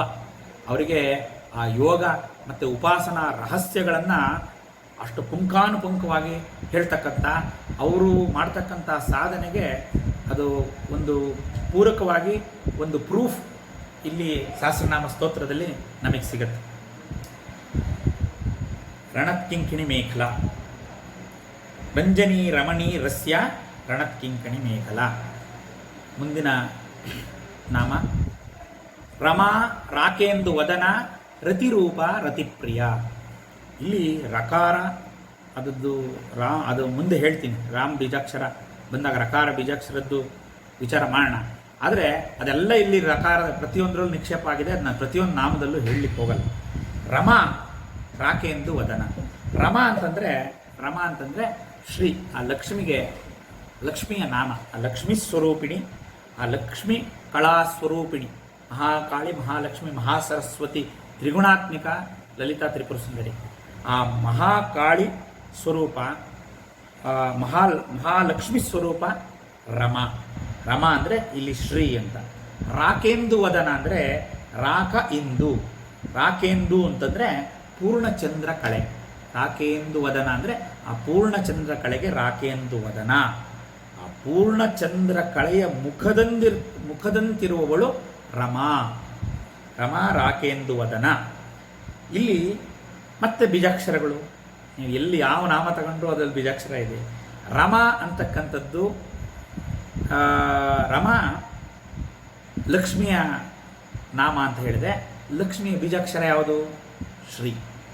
ಶ್ರೀಮಲ್ಲ, ಬರೀ ಶ್ರೀ. ಶ್ರೀ ಲಕ್ಷ್ಮೀ ಬೀಜಾಕ್ಷರ, ಅದನ್ನು ನಪ್ಪ ಇಟ್ಕೊಳ್ಳಿ. ರಾಕೇಂದು ಅಂದರೆ ಪೂರ್ಣಚಂದ್ರ. ಪೂರ್ಣಚಂದ್ರ ಏನು? 0. ಹಿಂಗೆ ದುಂಡುಗಿದ್ದಾನೆ. ಅರ್ಧೇಂದು ಲಸಿತಂ ಅಂತ ಹೇಳ್ತೀವಲ್ಲ, ಅರ್ಧೇಂದು ಸ್ವರೂಪ. ಅರ್ಧೇಂದು ಸ್ವರೂಪ 0. ಶ್ರೀಕಾರಕ್ಕೆ 0 ಸೇರಿದಾಗ ಶ್ರೀಂ ಬೀಜಾಕ್ಷರ ಆಯಿತು. ಬೀಜಾಕ್ಷರನ ಪ್ರಕಟ ಮಾಡಿಲ್ಲ, ನಿಕ್ಷೇಪ ಆಗಿದೆ. ಅದನ್ನು ನಾಮದಲ್ಲಿ ನಿಕ್ಷೇಪ ಮಾಡಿದ್ದಾರೆ. ಅಮ್ಮನವರ ಮುಖ ಯಾವುದು? ಅಮ್ಮನವರ ವದನ ಮುಖ ಯಾವುದು ಅಂತಂದರೆ ಶ್ರೀಂ. ಅದೇ ಶ್ರೀಮಾತಾ ಶ್ರೀಮಹಾರಾಜ್ಞಿ ಅಂತ. ಆ ಮುಖ ಸ್ವರೂಪವೇ ಶ್ರೀಂ. ಅದರಿಂದ ಅದನ್ನು ಇಲ್ಲಿ ರಾಕೆಂದು ವದನ, ಆ ಥರ ಒಂದು ಅರ್ಥ ಇದರಲ್ಲಿ ಮಾಡಿದ್ದಾರೆ. ರಮು ಕ್ರೀಡೆಯ ಇತಿ ರಮಾ ಅಂತ ಇನ್ನೊಂದು ನಿರ್ವಚನ ಇದೆ. ಅಂದರೆ ಆನಂದ ಸ್ವರೂಪವಾಗಿ ಆಡುವುದು. ಏನು ಆಡ್ತಾ ಇರೋದು ಅಮ್ಮನ ಆಟ ಯಾವುದು? ಈ ಪ್ರಪಂಚ ನಿರ್ವಹಣೆ, ಪ್ರಪಂಚ ನಿರ್ಮಾಣ, ಈ ಸಮಸ್ತ ಭುವನ ಲೋಕಗಳ ನಿರ್ವಹಣೆ, ನಿರ್ಮಾಣ, ಸೃಷ್ಟಿ, ಸ್ಥಿತಿ, ಲಯ ಕಾರಣಿ ಅವಳಾಗಿರೋದ್ರಿಂದ ಆ ಒಂದು ಆಟ ಅವಳಿಗೆ ಆಟ ಆಗಿದೆ. ಅದು ಜಗನ್ನಾಟಕ ಸೂತ್ರಧಾರಿ ಅಂತ ಹೇಳ್ತಾರೆ ಭಗವಂತನಿಗೆ, ಜಗನ್ನಾಟಕ. ಅದನ್ನು ರಮು ಕ್ರೀಡೆಯತೆ ಇತಿ ರಮಾ ಅಂತ ಅದಕ್ಕೆ ಹೆಸರು ಬಂದಿರೋದು. ರಮಾ ರಾಕೇಂದು ವದನ. ರತಿರೂಪ ರತಿಪ್ರಿಯ. ರತಿರೂಪ, ಇಲ್ಲಿ ರತಿ ಅಂದರೆ ಆಸಕ್ತಿ ಅಂತ. ಅಂದರೆ ಯಾರಿಗೆ ಯಾರಲ್ಲಿ ಆಸಕ್ತಿ ಅದನ್ನು ನೋಡಬೇಕಿಲ್ಲ. ಯಾರಿಗೆ ಯಾರಲ್ಲಿ ಆಸಕ್ತಿ ಅಂತಂದರೆ ಆ ಪರಮೇಶ್ವರನಲ್ಲಿ ರತಿ. ಪರಮೇಶ್ವರಲ್ಲಿ ಎಂಥ ನಿರಂತರ ರತಿ, ಪರಮೇಶ್ವರನಲ್ಲಿ ನಿರಂತರ ರತಿಯನ್ನು ಹೊಂದಿರತಕ್ಕಂಥ ಅಮ್ಮನವರ ರೂಪವೇ ರತಿರೂಪ. ರತಿರೂಪ ಅಂತಂದರೆ ಇಲ್ಲಿ ಈ ಥರ ವಿಚಾರ ಮಾಡಬೇಕು ನಾವು. ಶಿವ ಪಾರ್ವತಿ ಅವರ ಒಂದು ನಿರಂತರ ಅನುಬಂಧ. ಅಂದರೆ ಆ ಪರಮೇಶ್ವರನಲ್ಲಿರ್ತಕ್ಕಂಥ ಆಸಕ್ತಿ, ಪರಮೇಶ್ವರನಲ್ಲಿರ್ತಕ್ಕಂಥ ಆಸಕ್ತಿ, ಇವೆರಡೂ ಸೇರಿ ಅಮ್ಮನವರ ಸ್ವರೂಪ ಪ್ರತಿರೂಪ. ಇದು ಶಿವಶಕ್ತ್ಯಾತ್ಮೈಕ್ಯ ಸ್ವರೂಪ ವರ್ಣನೆ. ಅದರಲ್ಲಿ ಶಿವಶಕ್ತಿ ಉಮಾಮಹೇಶ್ವರ ಇರ್ಬೋದು, ಅಥವಾ ಲಕ್ಷ್ಮೀನಾರಾಯಣ ಸ್ವರೂಪ ಇರ್ಬೋದು, ವಾಣಿ ಹಿರಣ್ಯಗರ್ಭ ಇರ್ಬೋದು. ಅದೇ ಪ್ರತೀಕ, ಅದೇ ಒಂದು ಸ್ವರೂಪವನ್ನು ಇಲ್ಲಿ ಹೇಳ್ತಾ ಇದೆ. ರತಿರೂಪ ರತಿಪ್ರಿಯ. ರತಿಪ್ರಿಯ ಅಂತಂದರೆ, ರತಿ ಅಂದರೆ ಇನ್ನೊಂದು ಭಕ್ತಿ. ಭಕ್ತಿರೂಪ, ರತಿರೂಪ, ಭಕ್ತಿರೂಪ. ರತಿ ಅಂದರೆ ರತಿಪ್ರಿಯ ಅಂದರೆ ಭಕ್ತಿಪ್ರಿಯ ಅಂತಲೂ ಆಗುತ್ತೆ. ಯಾಕೆ ಅಂತಂದರೆ ಮನ್ಮಥನ ಹೆಂಡತಿ ಹೆಸರು ರತಿ ಅಂತ. ರತಿ ಮನ್ಮಥ ಅಂತ ನಾವು ಹೇಳ್ತೀವಿ. ರತಿ ಮನ್ಮಥ ಅಂದರೆ ಮನ್ಮಥನ ಹೆಂಡತಿ ಹೆಸರು ರತಿ. ಆ ರತಿ ಕಾಮನ ಹೆಂಡತಿ ರತಿ. ಇಲ್ಲಿ ಕಾಮೇಶ್ವರ. ಈ ಕಾಮೇಶ್ವರಿಯ ರೂಪನೇ ಅವಳಾಗಿರೋದ್ರಿಂದ ಅವಳು ರತಿ ರೂಪ. ಅವಳ ಹೆಸರು ರೋಹಿಣಿ ಅಂತ. ಅವಳಿಗೆ ಯಾಕೆ ರತಿರೂಪ ಅಂತ ಕರೀತಾರೆ ಅಂತಂದರೆ, ಆ ರೋಹಿಣಿಗೆ ಅಂದರೆ ಕಾಮನ ಹೆಂಡತಿ ರತಿಗೆ ಕಾಮೇಶ್ವರಿಯಲ್ಲಿ ಅಂದರೆ ಈ ಪರಮೇಶ್ವರಿಯಲ್ಲಿ ಅನನ್ಯ ಭಕ್ತಿ ಇದೆ. ಹಾಗಾಗಿ ಮೊಟ್ಟ ಮೊದಲನೇದಾಗಿ ಆ ಶಿವ ತನ್ನ ಪಾಲನೇತ್ರವನ್ನು ತೆರೆದು ಮನ್ಮಥನನ್ನು ದಾನ ಮಾಡಿಬಿಡ್ತಾನೆ. ಅವನು ಬೂದಿಯಾಗಿ ಹೋಗ್ತಾನೆ. ಆವಾಗ ನಾವು ಅಮ್ಮನವ್ರನ್ನ ಕೇಳ್ಕೊತಾಳೆ, ರತಿ ತಾಯಿ ನೀನು ನಿತ್ಯ ಸೌಮಂಗಲಿ, ನನಗೆ ವೈದವ್ಯ ಪ್ರಾಪ್ತಿಯಾಗೋಯ್ತು, ನಾನು ನಿನ್ನ ಪರಮ ಭಕ್ತೆ, ಇದು ಸರಿನಾ ನಿನಗೆ? ನಿನ್ನ ಸ್ವರೂಪನೇ ನಿನ್ನ ಭಕ್ತರು ಎಲ್ಲ ಇರಬೇಕು ಅಂತ ನಿನಗನ್ಸಲ್ವಾ? ನನಗೆ ಯಾಕೆ ಹಿಂಗಾಯಿತು ಅಂತ. ಆವಾಗ ಪರಮೇಶ್ವರನ ಹತ್ರ ಕೇಳ್ಕೊತಾಳೆ, ಅಯ್ಯೋ ಹೋಗಲಿ, ಅವಳು ವೈದ್ಯವಿತ್ಯ, ಅವಳಿಗೆ ಬರೋದು ಬೇಡ, ಅವನಿಗೆ ಜೀವ ಕೊಡು ಅಂತ ಹೇಳ್ತಾಳೆ. ಆವಾಗ ಪರಮೇಶ್ವರ ಮತ್ತೆ ಅವಳಿಗೆ ಮನ್ಮಥನಿಗೆ ಜೀವ ಕೊಡ್ತಾನೆ. ಜೀವ ಕೊಡಿದಾಗ ಅಪ್ರಕಟ ರೂಪವಾಗಿ ಗುಪ್ತವಾಗಿ ರತಿಗೊಬ್ಬಳಿಗೆ ಗೋಚರಿಸುವಾಗ ಕಾಮ ಬದುಕ್ತಾನೆ. ಅಂದರೆ ಅಲ್ಲಿವರೆಗೆ ಇರತಕ್ಕಂಥ ಇಂದ್ರಿಯಾಭಿಲಾಷಿತವಾದ ಭೋಗಪ್ರಧಾನವಾದ ಕಾಮವನ್ನು ದಹಿಸಿ ಸಕಾಮವನ್ನು ಹೊಂದುವುದು. ಸಕಾಮ ಅಂದರೆ ಆ ಸಕಾಮ ರೂಪವಾದ ಕಾಮನ ಒಂದು ಮತ್ತೆ ಕಾಮನಕ್ಕೆ ಜೀವ ಕೊಡ್ತಾನೆ. ಅದರದ್ದು ಸ್ವರೂಪ ಅದು. ಇಲ್ಲಿ ತನ್ನ ಭಕ್ತಳಾದ ರತಿಯ ಭಕ್ತಿಗೆ ಮೆಚ್ಚಿ ಮನ್ಮಥನ ಬದುಕಿಸಲಿಕ್ಕೆ ಸಹಾಯ ಮಾಡಿರ್ತಕ್ಕಂಥ ತಾಯಿ ಇವಳು. ಆದ್ದರಿಂದ ರತಿಪ್ರಿಯ. ರತಿ ಅಂದರೆ ಆ ಮನ್ಮಥನ ಹೆಂಡತಿಯಾದ ರತಿಯಲ್ಲಿ ಪ್ರೀತಿ ಉಳ್ಳವಳು ಅಂತ. ಏನೇನೋ ಅರ್ಥಗಳನ್ನು ಮಾಡ್ಕೋಬಾರ್ದು, ಸರಿಯಾದ ರೀತಿಯಲ್ಲಿ ಅರ್ಥ ಮಾಡ್ಕೋಬೇಕು. ಯಾವಾಗಲೂ ಆ ತಾಯಿಯನ್ನು ಇಲ್ಲಿ ಶ್ರೀಮಾತಾ ಅಂತ ಮೊದಲಿಗೆ ಹೇಳಿದರೆ, ಅಲ್ಲಿ ಮಾತಾ ಅಂತ ಹೇಳಿದ ತಕ್ಷಣ ಮಾತೃರೂಪಿಣಿಯಾಗಿಯೇ ಆ ತಾಯಿಯನ್ನು, ದೇವಿಯನ್ನು ನಾವು ಯಾವ ನಾಮವಾದರೂ ಅನುಸಂಧಾನ ಮಾಡಬೇಕು ಅಂತ. ಇನ್ನೊಂದು ರಕ್ಷಾಕರಿ ರಾಕ್ಷಸಗ್ನಿ ರಾಮ ರಮಣ ಲಂಪಟ. ರಕ್ಷಾಕರಿ ಈ ರೀತಿಯ ಉಪಾಸನೆ ಮಾಡಿದರೆ, ಈಗ ನಾವು ಯಾವ ಪರವಾದ ಅರ್ಥಗಳನ್ನು ಈ ಮೇಲಿನ ನಾಮಗಳಿಗೆ ಕೊಟ್ಟವೋ ಆ ರೀತಿ ಮಾಡಿದರೆ ರಕ್ಷಾಕರಿ, ರಕ್ಷಿಸ್ತಾಳೆ ನಮ್ಮನ್ನೆಲ್ಲ. ಯೋಗಕ್ಷೇಮಂ ವಹಮಮ್ಯಹಂ ಅಂತ ಪರಮಾತ್ಮ ಭಗವದ್ಗೀತೆಯಲ್ಲಿ ಹೇಳ್ತಾನೆ. ನೀನು ನಮಗೆ ಶರಣೋಗಪ್ಪ ಸಾಕು, ನಿನ್ನ ಯೋಗಕ್ಷೇಮನ ನಾನು ನೋಡ್ಕೊತೀನಿ ಅಂತ ಪರಮೇಶ್ವರ ಶ್ರೀಕೃಷ್ಣ ಹೇಳ್ತಾನೆ. ಅದೇ ಅಮ್ಮನವ್ರ ವಾಕ್ಯನೂ ಅದೇ. ಶರಣ್ಯೇ ತ್ರ್ಯಂಬಕೆ ದೇವಿ ನಾರಾಯಣಿ ನಮೋಸ್ತುತೆ. ಅವಳಿಗೆ ಯಾರು ಶರಣ ಹೋಗ್ತಾರೆ ಅವ್ರು ಎಂಥರಾಗಿರಲಿ, ಒಳ್ಳೆಯದು ಕೆಟ್ಟವರು ಏನೂ ನೋಡಲ್ಲ, ಅವಳನ್ನು ರಕ್ಷಿಸೋದೊಂದೇ ಕೆಲಸ. ಅವಳ ಆಶ್ರಯಕ್ಕೆ ಹೋದವ್ರನ್ನ ಅವಳನ್ನು ರಕ್ಷಿಸ್ತಾಳೆ. ಹಾಗಾಗಿ ಇವಳು ರಕ್ಷಾಕರಿ ರಾಕ್ಷಸಗ್ನಿ. ಅಮ್ಮನವರ ಅವತಾರ ಯಾಕಾಯಿತು? ರಾಕ್ಷಸರ ಸಂಹಾರ ಮಾಡಲಿಕ್ಕಾಗಿ ಅವತರಿಸಿರ್ತಕ್ಕಂಥ ತಾಯಿ ಇವಳು. ಆದ್ದರಿಂದ ರಾಕ್ಷಸಗ್ನಿ. ಯಾರ್ಯಾರು ರಾಕ್ಷಸನ್ನ ಸಂಹಾರ ಮಾಡ್ತಾಳೆ? ಉದ್ದ ಲಿಸ್ಟ್. ಭಂಡಾಸುರ, ಶುಂಭ ನಿಶುಂಭ, ಮಹಿಷಾಸುರ, ಎಲ್ಲ ಸಮಸ್ತ ರಾಕ್ಷಸಗಳನ್ನು ನಾಶ ಮಾಡಿರೋದ್ರಿಂದ ರಾಕ್ಷಸಗ್ನಿ. ರಾಕ್ಷಸರುಗಳನ್ನೆಲ್ಲ ನಾಶ ಮಾಡಿ ನಮಗೆ ರಕ್ಷೆಯನ್ನು ಕೊಡ್ತಕ್ಕಂಥವಳು. ಆದ್ದರಿಂದ ರಕ್ಷಾಕರಿ ರಾಕ್ಷಸಗ್ನಿ. ರಮಣ ಲಂಪಟ. ಇಲ್ಲಿ ಮೊದಲು ಬಂದಿದೆ ರಮಾ ರಾಕೇಂದು ವದನ, ಅಲ್ಲಿ ರಮ, ಇಲ್ಲಿ ರಮಣ ಲಂಪಟ. ರಮಣ ಲಂಪಟ. ಇಲ್ಲಿ ರಾಮ ಶಬ್ದ ಬರುತ್ತೆ. ರಾಮ ಅಂದರೆ ರಾಮಃ ಸಂಸ್ಕೃತದಲ್ಲಿ ಪುಂರೂಪ, ಪುಲ್ಲಿಂಗ. ಆ ರಾಮಃ ಶಬ್ದದ ಸ್ತ್ರೀ ರೂಪವೇ ರಾಮ, ಆಕಾರ ಅಂತ ಸ್ತ್ರೀಲಿಂಗ. ರಾಮ ಅಂದರೆ ಯಾರು? ಇಲ್ಲಿ ಸೀತೆಗೆ ರಾಮ ಅಂತಾರೆ. ಆ ಸೀತೆಯಾಗೆ ಪರಿಪೂರ್ಣ ರೂಪ ಲಾವಣ್ಯ ಎರಡನ್ನೂ ಹೊಂದಿರತಕ್ಕಂಥ, ಅಂದರೆ ಗುಣ ಮತ್ತು ರೂಪ ಎರಡನ್ನೂ ಹೊಂದಿರತಕ್ಕಂಥ ಪರಿಪೂರ್ಣ ಸ್ವರೂಪಿಣಿಯ ತಾಯಿ ಇವಳಾಗಿರೋದ್ರಿಂದ ಇವಳು ರಮ ಅಂತ. ಈ ರಮ ಅನ್ನೋದು ಇನ್ನೊಂದು ಅರ್ಥ. ಆ ಲಲಿತಾ ತ್ರಿಪುರ ಸುಂದರಿಯಷ್ಟೇ ಸೌಂದರ್ಯವತಿಯಾಗಿರುವವಳು ಸೀತೆ, ಪರಮ ಸುಂದರಿ. ಸುಂದರಕಾಂಡದ ನೋಡಿದ್ರೆ ಗೊತ್ತಾಗುತ್ತೆ. ಆಮೇಲೆ ಆ ಸೌಂದರ್ಯಕ್ಕೆ ತಕ್ಕಂಥ ಅದಕ್ಕೆ ಅನುರೂಪವಾದ ಸದ್ಗುಣಗಳನ್ನು ಹೊಂದಿರುವವಳು ಅಂತ. ಬರೀ ರೂಪ ಅಲ್ಲ, ಕೆಲವರಿಗೆ ಬರೀ ರೂಪ ಇರುತ್ತೆ, ಕೆಲವರಿಗೆ ಬರೀ ಗುಣ ಇರುತ್ತೆ, ರೂಪ ಇರಲ್ಲ. ಕೆಲವರಿಗೆ ಬರೀ ಗುಣ ಇರುತ್ತೆ, ರೂಪ ಇರಲ್ಲ. ಈ ಎರಡೂ ಒಟ್ಟಿಗೆ ಸೇರಿದಾಗ ಆ ರೂಪ ಲಾವಣ್ಯ ಎರಡೂ ಸೇರಿ ರಮ ಅಂತ ಹೆಸರು ಅದಕ್ಕೆ ಬಂದಿರೋದು. ರಾಮನೂ ಅಷ್ಟೇ, ಆ ರಾಮಚಂದ್ರ ಸ್ವರೂಪ ಇವಳು. ಆದ್ದರಿಂದ ರಮ ಅಂತ. ಇಲ್ಲಿ ರಾಮ ಶಬ್ದದ ಒಂದು ಇದನ್ನು ನೋಡಬೇಕು. ಇಲ್ಲಿ ರಾಮ ಶಬ್ದ ಬಂದಿರೋದು ಅದರೊಳಗಿರ್ತಕ್ಕಂಥ ಶಕ್ತಿ ಬೀಜ ರಾಮ್ ಇಂದ. ಅದನ್ನು ಸ್ವಲ್ಪ ಇಲ್ಲಿ ವಿಚಾರ ಮಾಡೋಣ. ಇಲ್ಲಿ ರಾಮ ಅಂತಂದರೆ ರಾಮಚಂದ್ರಮೂರ್ತಿ, ದಶರಥ ಪುತ್ರ ರಾಮ ಅಂತ ಆಗುತ್ತೆ. ಆದರೆ ನಾವು ವೇದಾಂತ ಪರವಾಗಿ ಅಂದರೆ ಸುಂದರಿ ರಮಣಿ ರಾಮ ಅಂತ ನಿರ್ವಚನ. ಸುಂದರಿ ರಮಣಿ ರಾಮ ಅಂತ ಅಮರಕೋಶದಲ್ಲಿ ಬರುತ್ತೆ ಇದು. ಇಲ್ಲಿ ಸ್ತ್ರೀ ಕಳೆ ಮತ್ತು ಪುರುಷ ಕಳೆ ಎರಡನ್ನೂ ಒಟ್ಟೊಟ್ಟಾಗಿ ನಾವಿಲ್ಲಿ ನೋಡ್ತೀವಿ. ಯಾಕಂದರೆ ಶಿವಶಕ್ತ್ಯಾತ್ಮಕ ರೂಪದಿಂದ ನಾವು ನೋಡ್ತಾ ಇದ್ದೀವಿ. ಯಾವ ಸ್ತ್ರೀ ರೂಪ ಇದೆ ಅದೆಲ್ಲ ಪರಾಶಕ್ತಿಯಾದ ಪರಮೇಶ್ವರಿಯ ಸ್ವರೂಪ. ಯಾವ್ಯಾವುದು ಪುಂ ರೂಪ ಇದೆ ಅದೆಲ್ಲ ಆ ಪರಮೇಶ್ವರನ ಕಳೆ ಅಂತಲೇ ತಿಳಿಬೇಕು.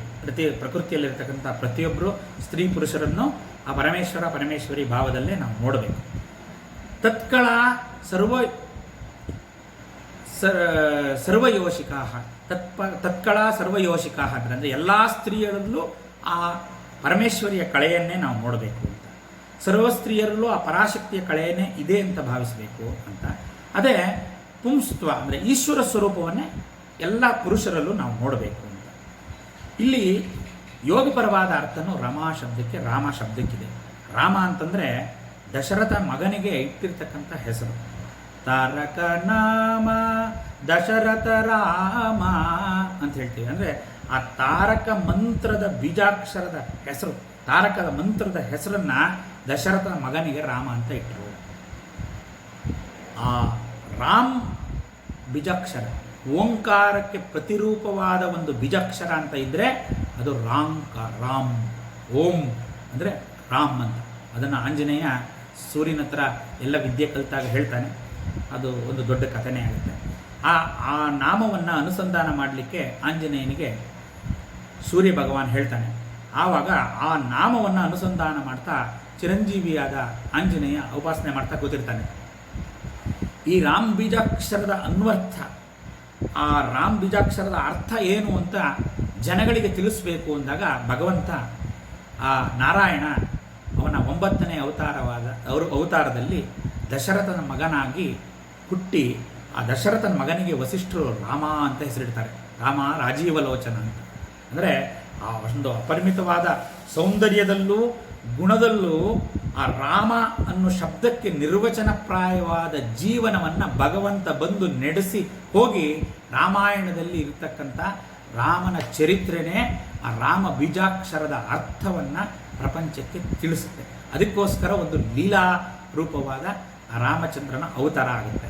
ಅಲ್ಲಿಗೆ ರಾಮ ಬೀಜಾಕ್ಷರ ರಾಮನಿಗಿಂತ ಮುಂಚೆ ಇತ್ತು ಅಂತ. ಅದಕ್ಕಿಂತ ತ್ರೇತಾಯುಗದಲ್ಲಿ ರಾಮಚಂದ್ರ ಮೂರ್ತಿಯ ಅವತಾರ ಆಗೋದಕ್ಕೂ ಮುಂಚೆಯಿಂದಲೂ ಈ ರಾಮ ಬೀಜಾಕ್ಷರನ ಉಪಾಸನೆ ಮಾಡ್ತಾಯಿದ್ರು. ಯಾವ ಥರ ಮಾಡ್ತಾಯಿದ್ರು ಸ್ವಲ್ಪ ನೋಡೋಣ. ರಾಮತ್ಯಾಪನಿ ಉಪನಿಷತ್ ಅಂತ ಒಂದು ಉಪನಿಷತ್ತಿದೆ. ಆ ಉಪನಿಷತ್ತಲ್ಲಿ ಒಂದು ಅದ್ಭುತವಾದ ವಿಚಾರ ಬರುತ್ತೆ. ರಮಂತೆ ಯೋಗಿನೋನಂತೆ ಸತ್ಯಾನಂದೇ ಚಿದಾತ್ಮನಿ ಇತಿ ರಾಮಪದೇ ನ್ಯಾಸೌ ಪರಬ್ರಹ್ಮಾಭಿಧೀಯತೆ ಚಿನ್ಮಯಸ್ಯ ಶರೀರಸ್ಯ ನಿಷ್ಕಳಶ್ಚ ಶರೀರಣಃ ಔಪಾಸಕಾನಾಂ ಕಾರ್ಯಾರ್ಥಂ ಬ್ರಹ್ಮಣೋ ರೂಪಕಲ್ಪನಃ ಅಂತ ಅದ್ಭುತವಾಗಿ ಹೇಳಿದ್ದಾರೆ, ವರ್ಣನೆ ಮಾಡಿದ್ದಾರೆ. ಬಿಡಿಸಿ ಹೇಳಿದ್ದಾರೆ. ರಾಮ ಬೇರೆ ಅಲ್ಲ, ಪರಬ್ರಹ್ಮ ತತ್ವ ಬೇರೆ ಅಲ್ಲ.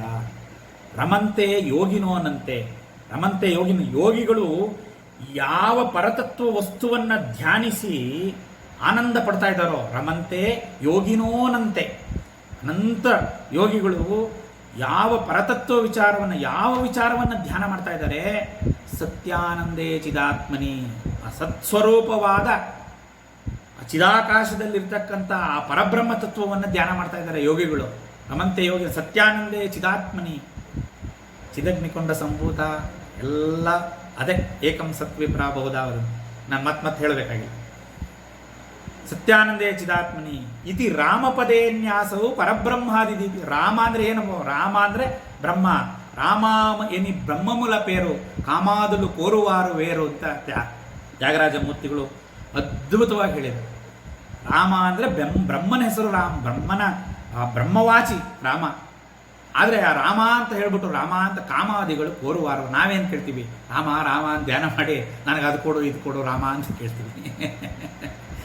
ಅಂದರೆ ನಾವು ಕಾಮಾದಿಗಳನ್ನು ಕೇಳ್ತಕ್ಕಂಥವ್ರು ಬೇರೆ, ಅದು ಬೇರೆ. ಆದರೆ ನಿಜವಾಗಿ ಆ ಬೀಜಾಕ್ಷರಕ್ಕೆ, ಆ ರಾಮ ಶಬ್ದಕ್ಕೆ ಆ ಪರತತ್ವವನ್ನು ಕೊಡ್ತಕ್ಕಂಥ ಶಕ್ತಿ ಇದೆ. ನಾವು ಅಲ್ಪವಾದ ಸುಖವನ್ನು, ಐಹಿಕ ಸುಖವನ್ನು ನಾವು ಕೇಳ್ಕೊತಾ ಇದ್ದೀವಿ ಅಂತ ತ್ಯಾಗರಾಜರು ಮರುಕಪಡ್ತಾರೆ. ಅಂದರೆ ಆ ರಾಮ ಬೀಜಾಕ್ಷರ ತಾರಕ ನಾಮ, ದಶರಥ ನಾಮ ಆಗಿರ್ತಕ್ಕಂಥ ಇದನ್ನೇ ಶ್ರೀಕೃಷ್ಣ ಶ್ಯಾಮಲಾದೇವಿ ಶ್ರೀರಾಮೋ ಲಲಿತಾಂಬಿಕಾ ಅಂತ ಇನ್ನೊಂದು ವಾಕ್ಯ ಇದೆ. ಎಷ್ಟು ಅದ್ಭುತವಾಗಿದೆ ನೋಡಿ. ಶ್ರೀಕೃಷ್ಣ ಶ್ಯಾಮಲಾದೇವಿ, ಶ್ರೀರಾಮೋ ಲಲಿತಾಂಬಿಕಾ, ಎಲ್ಲ ಅವತಾರವು, ಎಲ್ಲ ದೇವತೆಗಳ ಸ್ವರೂಪವೂ ಪರಬ್ರಹ್ಮ ವಾಚಿನೇ, ಮೂಲ ಪರಬ್ರಹ್ಮ ತತ್ವದಿಂದಲೇ ದೇವತೆಗಳು ಆವಿರ್ಭವಿಸಿದ್ದು. ಎಲ್ಲ ನಾಟಕ ಜಗನ್ನಾಟಕ ನಡೀತಾ ಇರೋದೆ ಆ ಲೀಲೆಯಿಂದ. ಅದೆಲ್ಲ ಲೀಲೆನೂ ಅಮ್ಮನವ್ರ ಲೀಲೆ ಅಂದರೆ ಪರಬ್ರಹ್ಮ ಸ್ವರೂಪದ ಲೀಲೆನೇ, ಆ ಪರಮೇಶ್ವರಿಯ ಲೀಲೆ ಅಂತಲೇ ಇಲ್ಲಿ ನಾವು ಅರ್ಥ ಮಾಡ್ಕೋಬೇಕು. ಒಂದೇ ತತ್ವ, ಈ ತತ್ವ ಸಮನ್ವಯ ಮಾಡಬೇಕು. ಆವಾಗಲೇ ವಿಷ್ಣು ಉಮಾ ಮತ್ತು ವಿಷ್ಣು ಹೇಗೆ ನಾರಾಯಣ ಸಹೋದರಿಯಿಂದನೇ ಹೇಳಿದ್ವಿ, ಇವೆಲ್ಲ ತತ್ವಗಳು ನಮಗೆ ಅರ್ಥ ಆಗುತ್ತೆ. ಯಾ ಉಮಾ ಸಾ ವಿಷ್ಣು ಅಂತ ಈ ಥರ. ಇಲ್ಲಿ ರಾಮ ಅಂತ ಯಾಕೆ ಹೇಳಿದ್ದಾರೆ ಅನ್ನೋದಕ್ಕೆ ಇಷ್ಟೆಲ್ಲ ಹೇಳಿದೆ. ಇಲ್ಲಿ ಇನ್ನೊಂದು ನಾವು ಅಮ್ಮನವರ ರೂಪ ವೈಭವ ನೋಡಿದಾಗ ಚತುರ್ಬಾಹು ಸಮನ್ವಿತ ಆದಾಗ ಮನೋರೂಪೇಕ್ಷು ಕೋದಂಡ ಪಂಚತನ್ಮಾತ್ರ ಸಾಯಿಕ ಮನೋರೂಪ ಇಕ್ಷು ಕೋದಂಡ ಕೋದಂಡ ಇಕ್ಷು ಕೋದಂಡ ಕೋದಂಡ ರಾಮ ಸಮನ್ವಯ ಆಯ್ತಲ್ಲ. ಕೋದಂಡ ರಾಮನು ಕೋದಂಡ, ಇಲ್ಲಿ ಮನೋರೂಪೇಕ್ಷು ಕೋದಂಡ. ಹಾಗಾಗಿ ಆ ರಾಮಸ್ವರೂಪನೇ ರಾಮಚಂದ್ರಮೂರ್ತಿ ಸ್ವರೂಪವಾದ ನಾಮ ರಮ. ಆ ಸಚ್ಚಿದಾನಂದ ಸ್ವರೂಪನೇ ರಾಮ ಅಂತ. ಇಲ್ಲಿ ಮುಂದಿನ ನಾಮ ಪ್ರವೇಶ ಮಾಡೋಣ. ಅದ್ಭುತವಾದ ನಾಮ ರಾಮ. ಅದಕ್ಕೆ ಅಗ್ನಿ ಬೀಜಾಕ್ಷರ, ರಾಮ ಬೀಜಾಕ್ಷರ ಸಮಸ್ತ ಪಾಪವನ್ನು ದಹಿಸ್ತಕ್ಕಂಥ ಶಕ್ತಿ ರಾಮ ಶಬ್ದಕ್ಕೆ ಇದೆ. ಹಾಗಾಗಿ ಆ ರಾಮಚಂದ್ರ ಸ್ವರೂಪಿಣಿಯಾದ ರಾಮ ದೇವಿಗೆ ನಮಸ್ಕಾರ ಮಾಡಿ ಮುಂದಿನ ನಾಮಕ್ಕೆ ಪ್ರವೇಶ ಮಾಡೋಣ. ರಮಣ ಲಂಪಟ. ರಮಣ ಲಂಪಟ ಅಂದ್ರೇನು? ಲಂಪಟ ಅಂತಂದರೆ ಅದನ್ನು ನಾವು ತುಂಬ ಬೇರೆ ಅರ್ಥದಲ್ಲೇ ಉಪಯೋಗಿಸ್ತೀವಿ. ಲಂಪಟರು ಅಂದರೆ ವಿಷಯ ಲಂಪಟರು ಅಂತ. ಲಂಪಟ ಅಂದರೆ ಇನ್ನೇನು ಬೇರೆ ಕೆಟ್ಟ ಅರ್ಥ ಇಲ್ಲ, ಆಸಕ್ತಿಯನ್ನು ಹೊಂದಿದವರು ಅಂತ. ಯಾವುದ್ರಲ್ಲಿ ಆಸಕ್ತಿ? ವಿಷಯದಲ್ಲಿ ಆಸಕ್ತಿ ಇದ್ದರೆ ವಿಷಯ ಲಂಪಟರು. ರಮಣ ಲಂಪಟ ಅಂದರೆ ಇಲ್ಲಿ ರಮಣ ಲಂಪಟ ಆಸಕ್ತಿ ಇದೆ. ಯಾವುದರಲ್ಲಿ? ರಮಣ ಅಂದರೆ ಆನಂದ ಸ್ವರೂಪ. ರಮಣ ಅಂದರೆ ಆನಂದ ಸ್ವರೂಪ. ಆನಂದ ಸ್ವರೂಪದಲ್ಲಿ ಆಸಕ್ತಿಯನ್ನು ಹೊಂದಿರುವವರು ಯಾರು? ಆ ಭುವನೇಶ್ವರನಾದ ಪರಮೇಶ್ವರನನ್ನು ಆಶ್ರಯಿಸಿದರೆ, ಆ ಭುವನೇಶ್ವರನಾದ ಪರಮೇಶ್ವರನಲ್ಲಿ ಆಸಕ್ತಿಯನ್ನು ಹೊಂದಿರುವವಳು ಭುವನೇಶ್ವರಿ ಇವಳು. ಆದ್ದರಿಂದ ರಮಣ ಲಂಪಟ. ರಮಣ ಲಂಪಟ ಅಂದರೆ ಇಲ್ಲಿ ಭುವನೇಶ್ವರಿ ವಿದ್ಯೆಯನ್ನು ನಾವು ಆವಿಷ್ಕಾರ ಮಾಡ್ತಾ ಇದ್ದೀವಿ. ಹಾಗಾಗಿ ಆ ಭುವನೇಶ್ವರನಾದ ಪರಮೇಶ್ವರನಲ್ಲಿ ಆಸಕ್ತಿಯನ್ನು ಹೊಂದಿರುವ ಭುವನೇಶ್ವರಿ ಇವಳಾದ್ರಿಂದ ಇವಳು ರಮಣ ಲಂಪಟ. ಇಲ್ಲಿಗೆ ರಕಾರದಿಂದ ಪ್ರಾರಂಭವಾಗಿರ್ತಕ್ಕಂಥ ರಕಾರ ಪ್ರಧಾನವಾದ ರಾಮ್ ಬೀಜಾಕ್ಷರವನ್ನು ನಿಕ್ಷೇಪವಾಗಿರ್ತಕ್ಕಂಥ ನಾಮಗಳು ಇಲ್ಲಿಗೆ ಮುಗಿಯುತ್ತೆ. ಇನ್ನು ಮುಂದಕ್ಕೆ ಒಂದು ಇನ್ನೂ ವಿಶೇಷವಾಗಿರ್ತಕ್ಕಂಥ ನಾಮಗಳಿಗೆ ನಾವು ಪ್ರವೇಶ ಮಾಡೋಣ. ಕಾಮ್ಯ ಕಾಮಕಲಾರೂಪ, ಕದಂಬ ಕುಸುಮಪ್ರಿಯ, ಕಲ್ಯಾಣಿ, ಜಗತೀಕಂದ, ಕರುಣಾರಸಸಾಗರ, ಕಲಾವತಿ, ಕಲಾರೂಪ, ಕಾಂತ, ಕಾದಂಬರಿ ಪ್ರಿಯ, ವರದ, ವಾಮನಯನ, ವಾರುಣಿ, ಮದವಿಹ್ವಲ. ವರದ ವಾಮನಯನ ಬಿಟ್ಬಿಡಿ. ಕಾಮಕಲಾರೂಪದಿಂದ ಕಾಂತ, ಕಾದಂಬರಿ ಪ್ರಿಯವರೆಗೂ ಕಕಾರದಿಂದ ಪ್ರಾರಂಭವಾಗಿರ್ತಕ್ಕಂಥ ಒಂದು ವಿಶೇಷ ನಾಮಗಳ ಒಂದು ಗುಚ್ಛ ಇದು. ಇದನ್ನು ನಾವು ವಿಚಾರ ಮಾಡೋಣ. ಇಲ್ಲಿ ಕಾಮ್ಯ, ಇಲ್ಲಿ ಕಾಮ್ಯ, ಕಾಮಕಲಾ, ಕಾಮ ಇದನ್ನೆಲ್ಲ ವಿಪರೀತ ಅರ್ಥ ಮಾಡಿ ನಾವು ಏನೇನೋ ವಿರೋಧಾಭಾಸಗಳನ್ನು ಮಾಡ್ಕೊತೀವಿ. ಇದರ ನಿಜವಾದ ಅರ್ಥ ಏನು ಅನ್ನೋದನ್ನು ನಾವು ತಿಳಿಬೇಕು. ಇಲ್ಲಿ ಕಾಮ್ಯ ಅಂದರೆ ಏನು? ನಮಗೆ ಇರ್ತಕ್ಕಂಥ ಕಾಮನೆಗಳು ಅಂದರೆ ಕೋರಿಕೆಗಳು. ಆ ಕೋರಿಕೊಳ್ಳುವುದೇ ಕಾಮ್ಯ. ಯಾವುದಾದ್ರೂ ನಮಗೆ ಒಂದು ಬೇಕು, ಏನು ಬೇಕು ಅಂತ ಕೋರಿಕೊಳ್ಳೋದನ್ನ ಕಾಮ್ಯ ಅಂತ ಕರೀತಾರೆ. ಹಾಗಾದರೆ ಕೋರಿಕೊಳ್ಳುವುದು ಯಾವುದನ್ನ?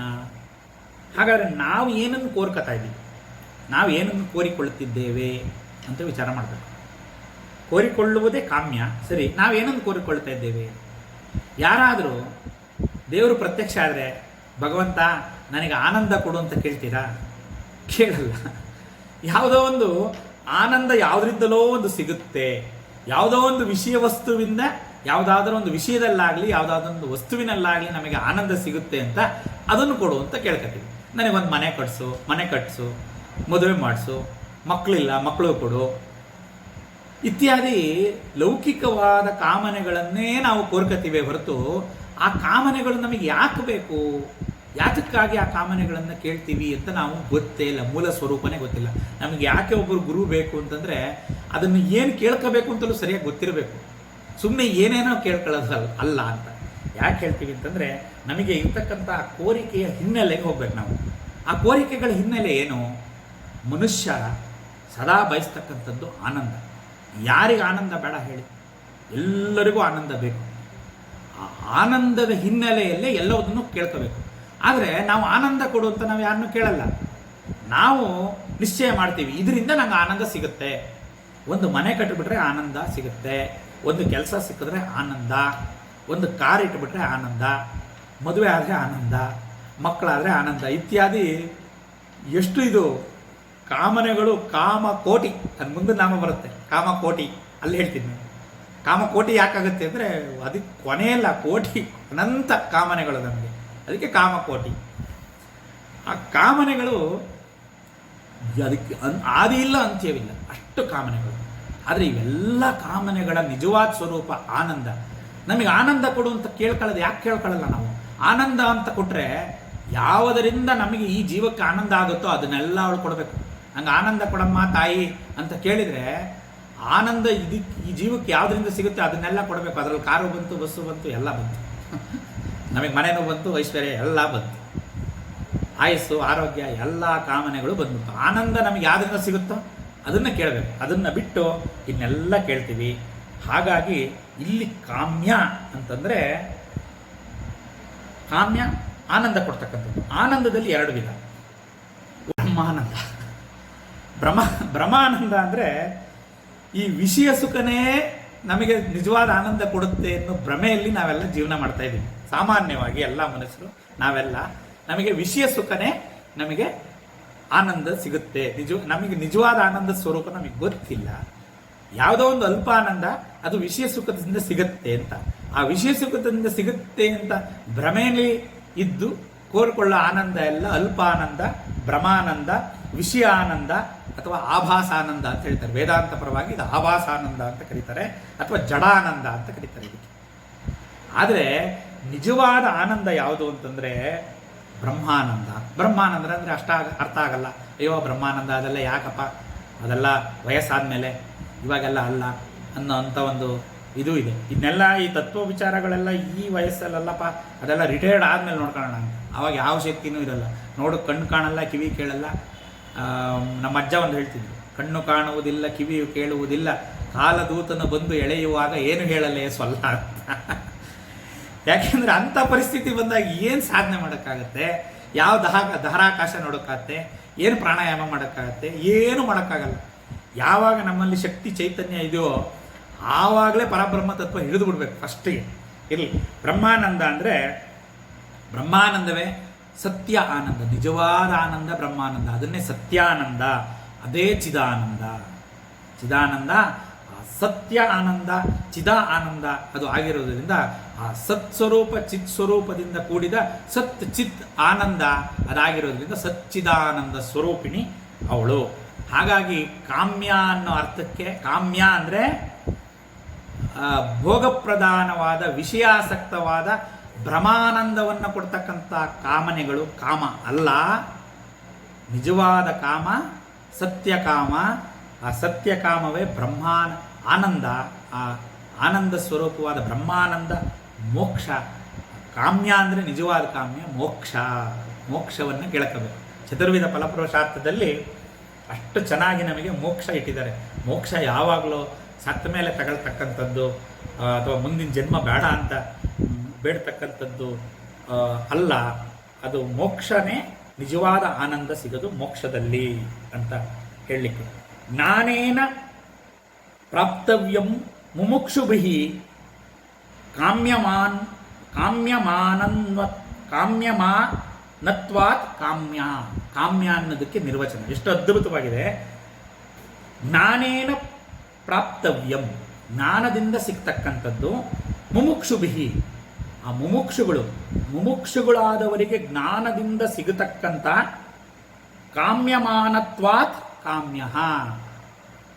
ಯಾವ ಕಾಮನೆಯಿಂದ ಮುಮುಕ್ಷುಗಳು ಅವರಿಗಿರತಕ್ಕಂಥ ಜ್ಞಾನದಿಂದ ಯಾವ ಕಾಮನೆಯನ್ನು ಕೋರಿಕೊಳ್ಳುತ್ತಾರೋ ಅದೇ ನಿಜವಾದ ಕಾಮ್ಯ ಅಂತ ನಿರ್ವಚನ. ಎಷ್ಟು ಅದ್ಭುತವಾದ ನಿರ್ವಚನ. ಈ ಅರ್ಥದಲ್ಲಿ ಕಾಮ್ಯ, ಕಾಮ ಇತ್ಯಾದಿಗಳನ್ನೆಲ್ಲ ನಾವು ನೋಡಬೇಕು. ನಿಜವಾದ ಅರ್ಥ ಇದು ಇಲ್ಲಿ ವೈರಾಗ್ಯವಂತರಾದ ಯೋಗಿಗಳು ಏನನ್ನು ಕೋರಿಕೊಳ್ತಾರೆ? ಅದೇ ಕಾಮ, ಅದೇ ಕಾಮ್ಯ. ವೈರಾಗ್ಯವಂತರಾದ ಯೋಗಿಗಳು ಏನು ಕೇಳ್ಕೊತಾರೆ? ಆನಂದ ಕೊಡಪ್ಪ ಅಂತ ಕೇಳ್ಕೊತಾರೆ, ಮೋಕ್ಷ ಕೊಡಪ್ಪ, ಮುಕ್ತಿ ಕೊಡಪ್ಪ ಅಂತ ಕೇಳ್ಕೊತಾರೆ. ಅದೇ ನಿಜವಾದ ಕಾಮ್ಯ, ಅದು ಇಲ್ಲಿ ಕಾಮ್ಯ ಅಂತ ಅರ್ಥ ಬರುತ್ತೆ. ಅದೇ ಕಾಮ್ಯ. ಮುಮುಕ್ಷುಭಿಹಿ ಅಂದರೆ ಮೋಕ್ಷಾಭಿಲಾಷಿಗಳು ಕೇಳ್ತಕ್ಕಂಥ ಕಾಮ್ಯ, ಅದೇ ಕಾಮ್ಯವನ್ನು ನಾವು ಕೇಳಬೇಕು ಅನ್ನೋ ಅರ್ಥನೂ ಇಲ್ಲಿ. ಈಗ ನಾವು ಕಾಮ್ಯ, ಕಾಮಕಲಾರೂಪ, ಕಾಮಕಲಾರೂಪವನ್ನು ನಾವೀಗ ವಿಚಾರ ಮಾಡೋಣ. ಕಾಮಕಲಾರೂಪ ಅಂದರೆ ಇದು ಪುರುಷಾರ್ಥದಲ್ಲಿ ತೃತೀಯವಾದದ್ದು. ಧರ್ಮ, ಅರ್ಥ, ಕಾಮ, ಮೋಕ್ಷ. ಪುರುಷಾರ್ಥದಲ್ಲಿ ಮೂರನೇ ಸ್ಥಾನ ಕಾಮ. ಧರ್ಮ, ಅರ್ಥ ಆದಮೇಲೆ ಬರ್ತಕ್ಕಂಥದ್ದು ಕಾಮ, ಆಮೇಲೆ ಮೋಕ್ಷ ಬರ್ತಕ್ಕಂಥದ್ದು. ಈಗಾಗಲೇ ಕಾಮ್ಯ ಅನ್ನೋದರಲ್ಲಿ ಆ ಮೋಕ್ಷ ಪರವಾಗಿರಬೇಕು ಕಾಮ್ಯ ಅಂತ ನಾವು ತಿಳ್ಕೊಂಡಿದ್ದೀವಿ. ಅದರದ್ದೇ ಒಂದು ವಿಸ್ತಾರ ರೂಪ ಕಾಮಕಲಾರೂಪ. ಇಲ್ಲಿ ಯಸ್ಮಾತ್ ಇಲ್ಲಿ ಏನಾಗಿದೆ ಅಂದರೆ ಕಾಮ, ಕಾಮ್ಯ, ಕಾಂತ, ಕಾಮಾಂಗದಾಯಿನಿ, ಕಾಮಾಂಗನಾಶಿನಿ. ಕಾಮಾಂಗನಾಶಿನಿ, ಕಾಮಾಂಗವನ್ನು ಕೊಟ್ಟು ಕಾಮಾಂಗನಾಶಿನಿ. ಕಾಮಾಂಗದಾಯಿನಿ ಮನ್ಮಥ, ಕಾಮಾಂಗನಾಶಿನಿ ಆ ಮನ್ಮಥ ನಾಶ ಆದಮೇಲೆ ಮತ್ತೆ ಮನ್ಮಥನಿಗೆ ಪುನರ್ಜನ್ಮ ಕೊಟ್ಟಿದ್ದು. ಈ ಕತೆ ಪುರಾಣದ ಕಥೆಗಳನ್ನ ವೇದಾಂತಕ್ಕೆ ಅನ್ವಯ ಮಾಡ್ಕೊಂಡು ಅರ್ಥ ಮಾಡ್ಕೋಬೇಕು. ಕಥೆಗಳು ನಮಗೆ ರಂಜನೆಯನ್ನು ಕೊಡಲಿ ಅಂತ ಕಥೆಗಳು, ಪುರಾಣ ಕಥೆಗಳಿದೆ. ಆದರೆ ಅದು ಹಿಂದಿರ್ತಕ್ಕಂಥ ತತ್ವವನ್ನು ನಾವು ಅರ್ಥ ಮಾಡ್ಕೋಬೇಕು. ಇಲ್ಲಿ ಯಸ್ಮಾತ್ ಕಾಮ್ಯಾತ್ ತೇನ ಕಚ್ಚತೆ, ಆ ಯಾವ ಕಾಮವನ್ನು ಇಲ್ಲಿ ಹೇಳಲ್ಪಟ್ಟಿದೆಯೋ, ನಾನು ಆವಾಗಲೇ ಹೇಳಿದ್ನಲ್ಲ, ಮೋಕ್ಷಾಭಿಲಾಷಿಗಳು ಕೇಳ್ತಕ್ಕಂಥ ಕಾಮ್ಯ, ಅದು ಆ ಅರ್ಥದಲ್ಲಿ. ಈ ನಿಘಂಟಿನ ಅರ್ಥ ತಗೊಂಡ್ರೆ ನಿಘಂಟಿನ ಅರ್ಥನ ತೆಗೆದುಕೊಳ್ಳದಲ್ಲೇ ಇದರೊಳಗಡೆ ನಿಕ್ಷೇಪವಾಗಿರ್ತಕ್ಕಂಥ ಸಾಂಕೇತಿಕವಾದ ಅರ್ಥವನ್ನು ನಾವು ಗ್ರಹಿಸಬೇಕು. ಕಾಮಕಲಾರೂಪ. ಇದಕ್ಕೆ ಕಾಮಕಲಾರೂಪ ಅಂದರೆ ಇಲ್ಲಿ ಕಾಮ್ಯದಲ್ಲಿ ಪ್ರಧಾನವಾಗಿರ್ತಕ್ಕಂಥ ಆನಂದ, ಆ ಆನಂದ ಕಲಾರೂಪ. ಕಾಮಕಲಾರೂಪ ಅಂದರೆ ಆನಂದ ಕಲಾರೂಪ. ಆಯಿತಾ? ಅದು ಬ್ರಹ್ಮಾನಂದವಾದ ಕಾಮಕ್ಕೆ ಹೋಗಬೇಡಿ, ಎಚ್ಚರಿಕೆ. ಇಲ್ಲಿ ಆನಂದ ಸ್ವರೂಪವಾದ, ಮೋಕ್ಷ ಸ್ವರೂಪವಾದ, ಪರಬ್ರಹ್ಮ ತತ್ವ ಪ್ರಧಾನವಾದ, ಬ್ರಹ್ಮಾನಂದ ಸ್ವರೂಪವಾದ ಆನಂದ ಕಲಾರೂಪವೇ ಕಾಮಕಲಾರೂಪ. ಇಲ್ಲಿ ಕಾಮಕಳಾ ಮಂತ್ರಶಕ್ತಿಯನ್ನು ಈ ನಾಮದಲ್ಲಿ ನಿಕ್ಷೇಪ ಮಾಡಿದ್ದಾರೆ. ಕಾಮಕಳಾ ಮಂತ್ರಶಕ್ತಿ ಶ್ರೀವಿದ್ಯಾ ರಹಸ್ಯ ವಿಚಾರ, ಅದರ ಬಗ್ಗೆ ಹೆಚ್ಚಿಗೆ ಹೇಳಕ್ಕೆ ಹೋಗಲ್ಲ. ಇದಕ್ಕೆ ಪ್ರಧಾನವಾಗಿರ್ತಕ್ಕಂಥ ಒಂದು ದೇವಿಯ ಉಪಾಸನೆ ಇದೆಲ್ಲ ನಡೀತಕ್ಕಂಥದ್ದು. ಆ ಒಂದು 54 ಶಕ್ತಿ ಪೀಠಗಳಲ್ಲಿ 2 ಪೀಠಗಳನ್ನು ನಾವು ಈ ನಾಮಕ್ಕೆ ಅನ್ವಯ ಮಾಡಿ ಹೇಳಬಹುದು. ಒಂದು ಕಂಚಿಯಲ್ಲಿರ್ತಕ್ಕಂಥ ಕಂಚಿ ಕಾಮಕೋಟಿ ಕ್ಷೇತ್ರ, ಆ ಶಕ್ತಿ ಪೀಠನೇ ಕಂಚಿ ಕಾಮಕೋಟಿ. ಕಾಮ ನಾನು ಆವಾಗಲೇ ಹೇಳಿದ್ನಲ್ಲ, ನಮಗಿರ್ತಕ್ಕಂಥ ಕಾಮನೆಗಳು ಅಪರಿಮಿತವಾಗಿರೋದರಿಂದ ಸಮೇ ಕಾಮಾನ್ ಕಾಮಾಯ ಮಹ್ಯಂ ಕಾಮೇಶ್ವರೋ ವೈ ಶ್ರವಣೋ ದದಾತು. ಆ ಕಾಮೇಶ್ವರನಾದ ವೈಶ್ರವಣ ಮಾಡು ನಮ್ಮ ಕಾಮನೆಗಳು ಎಲ್ಲ ಕೊಡುವಂತ ಕೇಳ್ಕೊತೀವಿ. ರಾಜಾದಿರಾಜಾಯ ಪ್ರಸಕ್ಯ ಸಾಯನೆ ಅಲ್ಲಿ ಬರುತ್ತೆ. ಇದು ಅಂದರೆ ಆ ಕಾಮಕೋಟಿ ಪ್ರದಾನ ಮಾಡ್ತಕ್ಕಂಥ ಶಕ್ತಿ ಇರುವ ಕ್ಷೇತ್ರ ಕಾಂಚೀಪುರ ಕಾಮಕೋಟಿ. ಇನ್ನೊಂದು ಅಸ್ಸಾಂನಲ್ಲಿ ಕಾಮಾಖ್ಯ ಅಂತ ಇದೆ. ಅಲ್ಲಿ ಆ ಕಾಮೇಶ್ವರಿ ದೇವಿಯ ಒಂದು ಶಕ್ತಿ ಸ್ಥಾನ. ಅದರಲ್ಲಿ ಆ ಪರಮೇಶ್ವರಿಯ ಯೋನಿಸ್ಥಾನವನ್ನು ಸೂಚಿಸ್ತಕ್ಕಂಥ ಅಂದರೆ ಶಕ್ತಿಪೀಠ ಅದು ಕಂಚಿ ಕಾಮಾಕ್ಷಿ. ಇದು ಇನ್ನೊಂದು ಅಸ್ಸಾಮಿನ ಕಾಮಾಖ್ಯ. ಇಲ್ಲಿ ಈ ಕಾಮಕಳಾ ಶಕ್ತಿ ಮಂತ್ರನೇ ಲಲಿತಾ ಸಹಸ್ರನಾಮದ ಕೀಲಕ ನಾಮ ಇದು. ಅದನ್ನು ಸ್ವಲ್ಪ ವಿಚಾರ ಮಾಡಿ. ಇಂಥ ಬೀಜಂ ಹ್ರೀಂ ಶಕ್ತಿ ಕೀಲಕಂ ಅಂತ ಹೇಳಿದಾಗ ಏನು ಬರುತ್ತೆ ಅಂತ ನೋಡಿ. ಇಲ್ಲಿ ಕಾಮರೂಪ ಮತ್ತು ಕಾಮಕಳ ಅಂತ 2. ಕಾಮರೂಪ ಅಂತಂದರೆ ಆನಂದ ತತ್ವ. ನಾವು ಕಾಮರೂಪ ಅಂದರೆ ಏನು ಅಂದರೆ ಆನಂದ ತತ್ವ ಅಂತ ಹೇಳಿದ್ದೀವಿ. ಕಳಾರೂಪ ಅಂತಂದರೆ ಪರಬ್ರಹ್ಮ ಶಕ್ತಿಯ ಒಂದು ಕಳ, ಅದು ಇಚ್ಛಾಶಕ್ತಿ ಅಂದರೆ ವಿದ್ಯೆಗಳು. ಕಲಾರೂಪ ಅಂದರೆ ವಿದ್ಯೆಗಳು, ಕಾಮರೂಪ ಅಂದರೆ ಆನಂದ ತತ್ವ, ಇದು ಕಳಾವಿದ್ಯೆ. ಇಲ್ಲಿ ಸತ್ಯಕಾಮ ಸತ್ಯ ಸಂಕಲ್ಪ ಅಂತ. ಸತ್ಯಕಾಮ ಅಂದರೆ ಆನಂದ ಅಂತ, ನಾವು ಮೋಕ್ಷ ಅಂತ ನಾವು ಆಗಲೇ ವಿಚಾರ ಮಾಡಿದ್ದೀವಿ, ಮತ್ತೆ ಅದನ್ನ ಹೇಳೋಕ್ಕೋಗಲ್ಲ. ಕಾಮೇಶ್ವರ ತನ್ನ ಮಹೇಶ್ವರಿಯನ್ನು, ಕಾಮೇಶ್ವರಿಯಲ್ಲಿ ವಿಲಾಸ ಮಾಡ್ತಕ್ಕಂಥದ್ದೇ ಅದು ಕಾಮಕಳ. ಇಲ್ಲಿ ಕಾಮಃ ಕಮನೀಯತ್ವಾತ್ ಕಳಾಚ ಅಂತ ಬರುತ್ತೆ. ಅಂದರೆ ಕಳಾಚ ದಹದೇಂದು ವಿಗ್ರಹೋ ಬಿಂದುಹು ಅಂತ ಇನ್ನೊಂದು ನಿರ್ವಚನ ಇದೆ ಕಾಮಕಲೆಗೆ. ಕಾಮಃ ಕಮನೀಯತಾ ಕಳಾಚ ದಹನೇಂದು ವಿಗ್ರಹೋ ಬಿಂದುಹು ಅಂತ ನಿರ್ವಚನ ಇದೆ. ಇಲ್ಲಿ ದಹನೇಂದು ಬಿಂದು ಬಹಳ ಸೂಕ್ಷ್ಮವಾಗಿ ವಿಚಾರ ಮಾಡಬೇಕು. ದಹನ ಇಂದು ವಿಗ್ರಹ, ದಹನೇಂದು ವಿಗ್ರಹೋ, ದಹನ ಪ್ಲಸ್ ದಹನ ಒಂದು, ಇಂದು ಒಂದು, ವಿಗ್ರಹ. ದಹನ ಅಂದರೆ ಸುಡ್ತಕ್ಕಂಥದ್ದು. ಸುಡ್ತಕ್ಕಂಥದ್ದು ಯಾವುದು? ಅಗ್ನಿ. ಇಂದು ಅಂದರೆ ಯಾವುದು? ಚಂದ್ರ.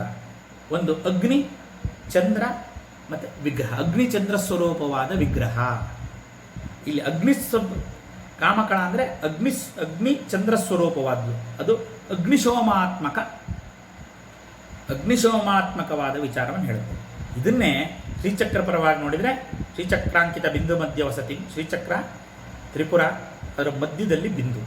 ಆ ಮಧ್ಯದಲ್ಲಿ ಬಿಂದು ಇರತಕ್ಕಂಥದ್ದೇ ಸೂರ್ಯ. ಏನು ಸಹಸ್ರಾರ ಸ್ಥಾನ ಸೂರ್ಯಮಂಡಲ, ಆಮೇಲೆ ಕೆಳಗಡೆ ಚಂದ್ರಮಂಡಲ, ಆ ಚಂದ್ರಮಂಡಲದಲ್ಲಿ ಅಗ್ನಿಮಂಡಲ, ಸೂರ್ಯಮಂಡಲ, ಚಂದ್ರಮಂಡಲ, ಅಗ್ನಿಮಂಡಲ ಬರುತ್ತೆ. ಅದರ ಮಧ್ಯದಲ್ಲಿ ಬಿಂದು. ಆ ಬಿಂದುವಿಂದ ತರಂಗವಾಗಿ ಈ ಕಳಾಶಕ್ತಿಗಳು ಹೊರಗಡೆ ಬರುತ್ತೆ.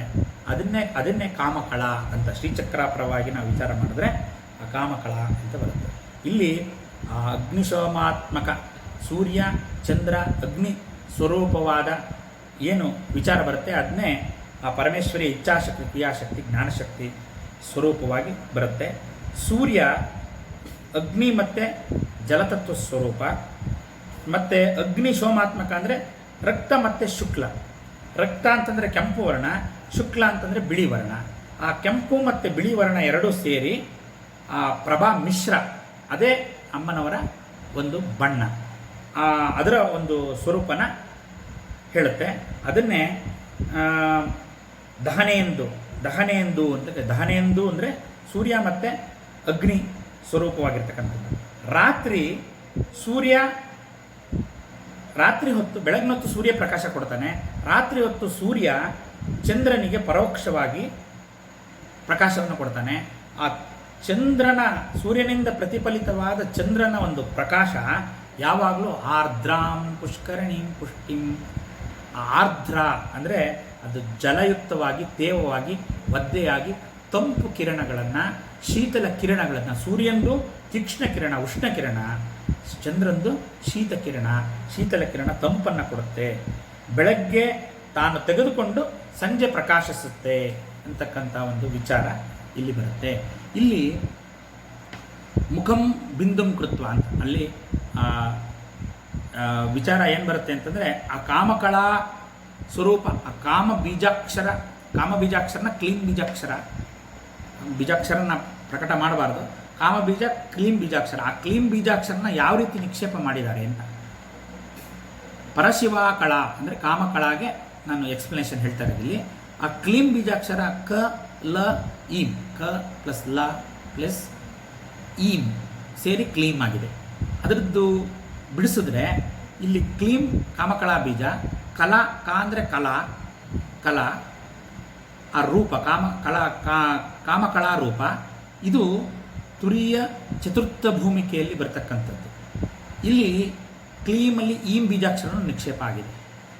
ಹ್ರೀಂ ಬೀಜಾಕ್ಷರದಲ್ಲಿ ಹ ರ ಈಮ್ ಬಂದಂಗೆ ಕ್ಲೀಮ್ ಬೀಜಾಕ್ಷರದಲ್ಲಿ ಕ ಲ ಈಮ್ ಬರುತ್ತೆ. ಅದರದ್ದನ್ನೇ ಇಲ್ಲಿ ಸ್ಥೂಲ, ಸೂಕ್ಷ್ಮ ಮತ್ತು ಪರಾಭೇದಗಳಿಂದ ಇದನ್ನು ಅರ್ಥ ಮಾಡ್ಕೋಬೇಕು. ಸ್ಥೂಲ ಅಂತಂದರೆ ಇಲ್ಲಿ ಅಹಂ, ಸೂಕ್ಷ್ಮ ಅಂತಂದರೆ ಶ್ರೀಂ, ಮತ್ತು ಪರ ಅಂದರೆ ಈಮ್. ಈ ಶಕ್ತಿಯಿಂದ ಈ ಶಕ್ತಿ ಪ್ರಣವ, ಈಮ್ ಅನ್ನೋದು ಶಕ್ತಿ ಪ್ರಣವ ಅಥವಾ ಗುಪ್ತ ಪ್ರಣವ ಅಂತ ಕರೀತಾರೆ. ಅಹಂ ಸ್ಥೂಲ, ಇಲ್ಲಿ ಕಾಮಕಳ ಬಂದ್ಬಿಟ್ಟು ಅಹಂ ಅಂತ ಹೇಳ್ತಕ್ಕಂಥ ಸ್ಥೂಲ ಕಳೆ. ಇಲ್ಲಿ ಏಕೋಹಂ ಭವಿಷ್ಯ ಅಂತ, ಆ ಒಂದೇ ಅನೇಕವಾಗಿದ್ದು, ಆ ಏಕವಾಗಿರ್ತಕ್ಕಂಥ ಅಹಮ್ಮು ಬಹುವಾಗಿ ಪ್ರಕಟವಾಯಿತು. ಇಲ್ಲಿ ಏಕ ಅಂದರೆ ಆತ್ಮ, ಆ ಅಹಮ್ಮೆ ಅಮ್ಮನವರಲ್ಲಿರ್ತಕ್ಕಂಥ ಸ್ಪಂದನ ಶಕ್ತಿ. ಇದನ್ನೇ ಅಹೋ ಪರಿಶಿಖಾ, ಅಹಂಕಾರವೆಂಬ ಪುರುಷ ಶಕ್ತಿ ಅಂತ ಹೇಳ್ತಾರೆ. ಇಲ್ಲಿ ಅಹಂಕಾರ ಅಂದರೆ ಏನು ಅಂತಂದರೆ ಆ ಮತ್ತು ಅಕಾರದಿಂದ ಅಕಾರಾದಿ ಕ್ಷಕಾರ ಅಂತ ಅಲ್ಲಿ ಕ್ಷ ಬಿಟ್ಬಿಡೋಣ, ಕ್ಷ ಸಂಯುಕ್ತ ಅಕ್ಷರ. ಅಕಾರದಿಂದ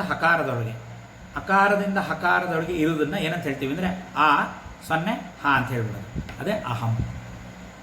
ಅಕಾರಾದಿ ಹಕಾರ ಅಂತಲೇ ಅಹಂ. ಅಕಾರಾದಿ ಹಕಾರ ಅಂತ ಇರತಕ್ಕಂಥ ಸಮಸ್ತ ಮಾತೃಕಾವರ್ಣ ಸ್ವರೂಪ ಶಕ್ತಿ, ಅದನ್ನೇ ಅಹಮಿತ್ಯೈವ ವಿಭಾವಹೇ ಭವಾನಿ, ಅಹಮಿತ್ಯೇವ ವಿಭಾವಹೇ ಭವಾನಿ ಅಂತ ಹೇಳಿರ್ತಕ್ಕಂಥದ್ದು. ಅಹಂ ಅಂದರೆ ಇಲ್ಲಿ ಆ ಸ್ಥೂಲ ಪ್ರಸಾದ ಸ್ವರೂಪಿಣಿ. ಯಾಕೆಂದರೆ ಆ ಹ ಅಂತ ಹೇಳಬೇಕಾದ್ರೆ ಆ ಹ ಅಂತ ಉದ್ಗಾರ ಮಾಡ್ತೀವಿ. ಆ ಅಂದರೆ ಅದ್ಭುತವಾಗಿರೋದನ್ನು ಆ ಅಂತೀವಿ, ಅದ್ಭುತವಾಗಿರೋದು ನೋಡಿ ಆ ಅಂತೀವಿ. ಹ ಅಂದರೆ ಆ ಹ ಅಂದರೆ ಆಕಾಶ ಸಂಕೇತ. ಇಲ್ಲಿ ಆಕಾಶದಲ್ಲಿರ್ತಕ್ಕಂಥ ಸ್ಪಂದನ ಶಕ್ತಿನೇ ಅಹಂ ಆಗಿ ಆಕಾಶನೆಲ್ಲ ವ್ಯಾಪಿಸಿದೆ. ಆ ಅಹಂ ಪೂರ್ತಿ ಆಕಾರದಿಂದ ಹಕಾರ ಅಂತ ಪೂರ್ತಿ ಆಕಾಶವೆಲ್ಲ ವ್ಯಾಪಿಸಿರುವುದರಿಂದ ಅಹಂ ಅಂದರೆ ಅಹಂ ಬ್ರಹ್ಮ ಅಸ್ಮಿ. ಆ ಬ್ರಹ್ಮ ತತ್ವ ಆಕಾಶ ವ್ಯಾಪಕತೆಯಿಂದ ಕೂಡಿದೆ. ಸುಮ್ಮನೆ ಅಹಂ ಬ್ರಹ್ಮಾಸ್ಮಿ ಅಂತ ಅಹಂಕಾರಕ್ಕೆ ಹೇಳಿದ ಮಾತಲ್ಲ ಅದು. ಆ ಸಸ್ವರೂಪಾನಂದವನ್ನು ಹೊಂದಿ ಆ ಪೂರ್ತಿ ಆತ್ಮ ಸಾಕ್ಷಾತ್ಕಾರವಾಗಿ ಆ ಪರಬ್ರಹ್ಮ ಶಕ್ತಿಯೇ ಒಳಗಡೆ ಇರ್ತಕ್ಕಂಥ ಆತ್ಮಶಕ್ತಿ ಅಂತ ಗೋಚರವಾದ ಮಹನೀಯರು ದ್ರಾಷ್ಟ್ರಾರು ಋಷಿಗಳು ಹೇಳಿರ್ತಕ್ಕಂಥ ಮಾತು. ಅದನ್ನೇ ಶಂಕರರು ಪುನರುಚ್ಚರಿಸಿ ಅದನ್ನು ನಮಗೆಲ್ಲ ಅರ್ಥ ಕೊಟ್ಟು ಹೋಗಿದ್ದಾರೆ. ಹಾಗಾಗಿ ಇಷ್ಟೆಲ್ಲ ಬರೀ ಕಾಮಕಲಾ ಅಂತಂದರೆ ಯಾವುದೋ ಒಂದು ವಿಪರೀತ ಅರ್ಥವನ್ನು ಮಾಡಿಕೊಂಡು ಗೊಂದಲಕ್ಕೀಡಾಗಬಾರ್ದು. ಇದರೊಳಗಡೆ ಇಷ್ಟು ಒಂದು ಪರತತ್ವಪರವಾದ ಅರ್ಥ ಇದರಲ್ಲಿ ನಿಕ್ಷೇಪವಾಗಿದೆ ಅಂತ ಇನ್ನೂ ವಿಸ್ತಾರ ಮಾಡ್ಬೋದು. ಸೂರ್ಯ ಅಗ್ನಿ ಚಂದ್ರ ಆ ನಾದಬಿಂದು ಕಲಾ ಸ್ವರೂಪವನ್ನು ಮುಂದೆ ಎಲ್ಲ ವಿಚಾರಗಳು ಬಂದಾಗ ಮಾಡೋಣ. ಹಾಗಾಗಿ ಈ ಒಂದು ತಾದಾತ್ಮ್ಯ ಅಂದರೆ ಉಪಾಧಿಗಳಿಗೆ ತಾದಾತ್ಮ್ಯ ಮತ್ತು ಉಪಾಧಿಗಳನ್ನು ನಿವಾರಣೆ, ಇವೆರಡು ವಿಚಾರಗಳು ಬರುತ್ತೆ. ಉಪಾಧಿಗಳನ್ನು ತಾದಾತ್ಮ್ಯ ಉಂಟಾದಾಗ ನಮಗೆ ದ್ವೈತ ಭಾವ ಬರುತ್ತೆ. ಆ ಉಪಾಧಿಗಳನ್ನು ನಿವಾರಣೆ ಮಾಡಿದಾಗ ಅದ್ವೈತ ಭಾವ ಬರುತ್ತೆ.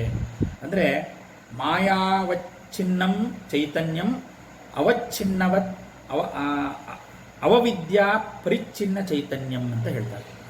ಇಲ್ಲಿ ಆ ಕಾಮಕಲಾ ಅನ್ನೋ ಪದನ ಸ್ವಲ್ಪ ಇನ್ನೊಂಚೂರು ಬಿಡಿಸಿದ್ರೆ ಕ ಪ್ಲಸ್ ಆ ಪ್ಲಸ್ ಕಾಮಕ್ಕೆ ಕ ಪ್ಲಸ್ ಆ ಕಾ ಆಗಿರೋದ್ರಿಂದ ಆ ಅಂತ ಎರಡು ಆಕಾರ ಬರುತ್ತೆ. ಆಮೇಲೆ ಮಾಗೆ ಮು ಪ್ಲಸ್ ಆ ಎರಡು ಅಕ್ಷರ ಬರುತ್ತೆ. ಇಲ್ಲಿ ಕ ಸಣ್ಣ ಆ ಮತ್ತು ದೊಡ್ಡ ಇದೆರಡಕ್ಕೂ ಕಕಾರ ಮಾಯಾ ಸ್ವರೂಪ, ತದವಿಚ್ಛಿನ್ನಂ ಈಶ್ವರ. ಆ ಕಕಾರ ಮಾಯೆ, ಆ ಮಾಯೆಯ ಅವಿಚ್ಛಿನ್ನ ಈಶ್ವರ ಶಕ್ತಿ.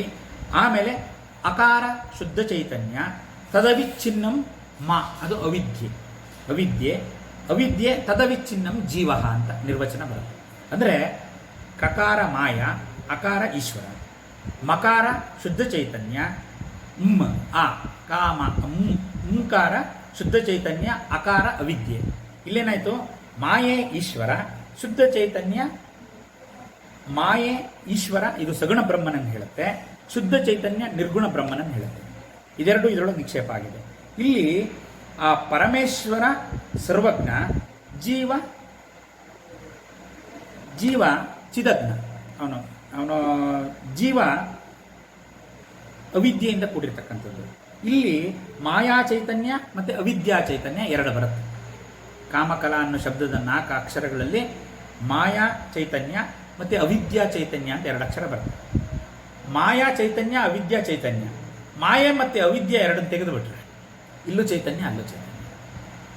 ಇಷ್ಟು ರಹಸ್ಯ ಇದೆ ಇದರಲ್ಲಿ. ಈ ರೀತಿ ನಾವು ಅನುಸಂಧಾನ ಮಾಡಿ ಅದರಲ್ಲಿ ಅಂದರೆ ಮಾಯಾವಚ್ಛಿನ್ನ ಚೈತನ್ಯ, ಅವಿದ್ಯಾವಚ್ಛಿನ್ನ ಚೈತನ್ಯ, ಈ ಎರಡೂ ಸೇರಿ ಶುದ್ಧ ಚೈತನ್ಯ ಆಗುತ್ತೆ ಅಂತ ಹೇಳುವುದರ ಸ್ವರೂಪ. ಇಷ್ಟೆಲ್ಲ ಸಂಕೇತ ನಿಗೂಢ ಅರ್ಥಗಳನ್ನು ಒಳಗೊಂಡಿರ್ತಕ್ಕಂಥ ನಾಮನೇ ಕಾಮಕಲಾರೂಪ ಕದಂಬ ಕುಸುಮ ಪ್ರಿಯ.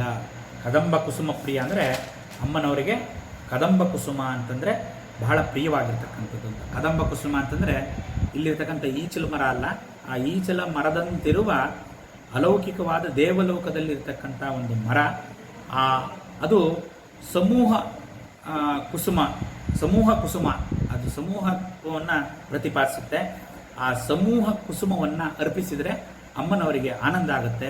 ಹಾಗಾಗಿ ಇಲ್ಲಿ ಕದಂಬ ಕುಸುಮ ಪ್ರಿಯ ಅಂತ ಬರುತ್ತೆ.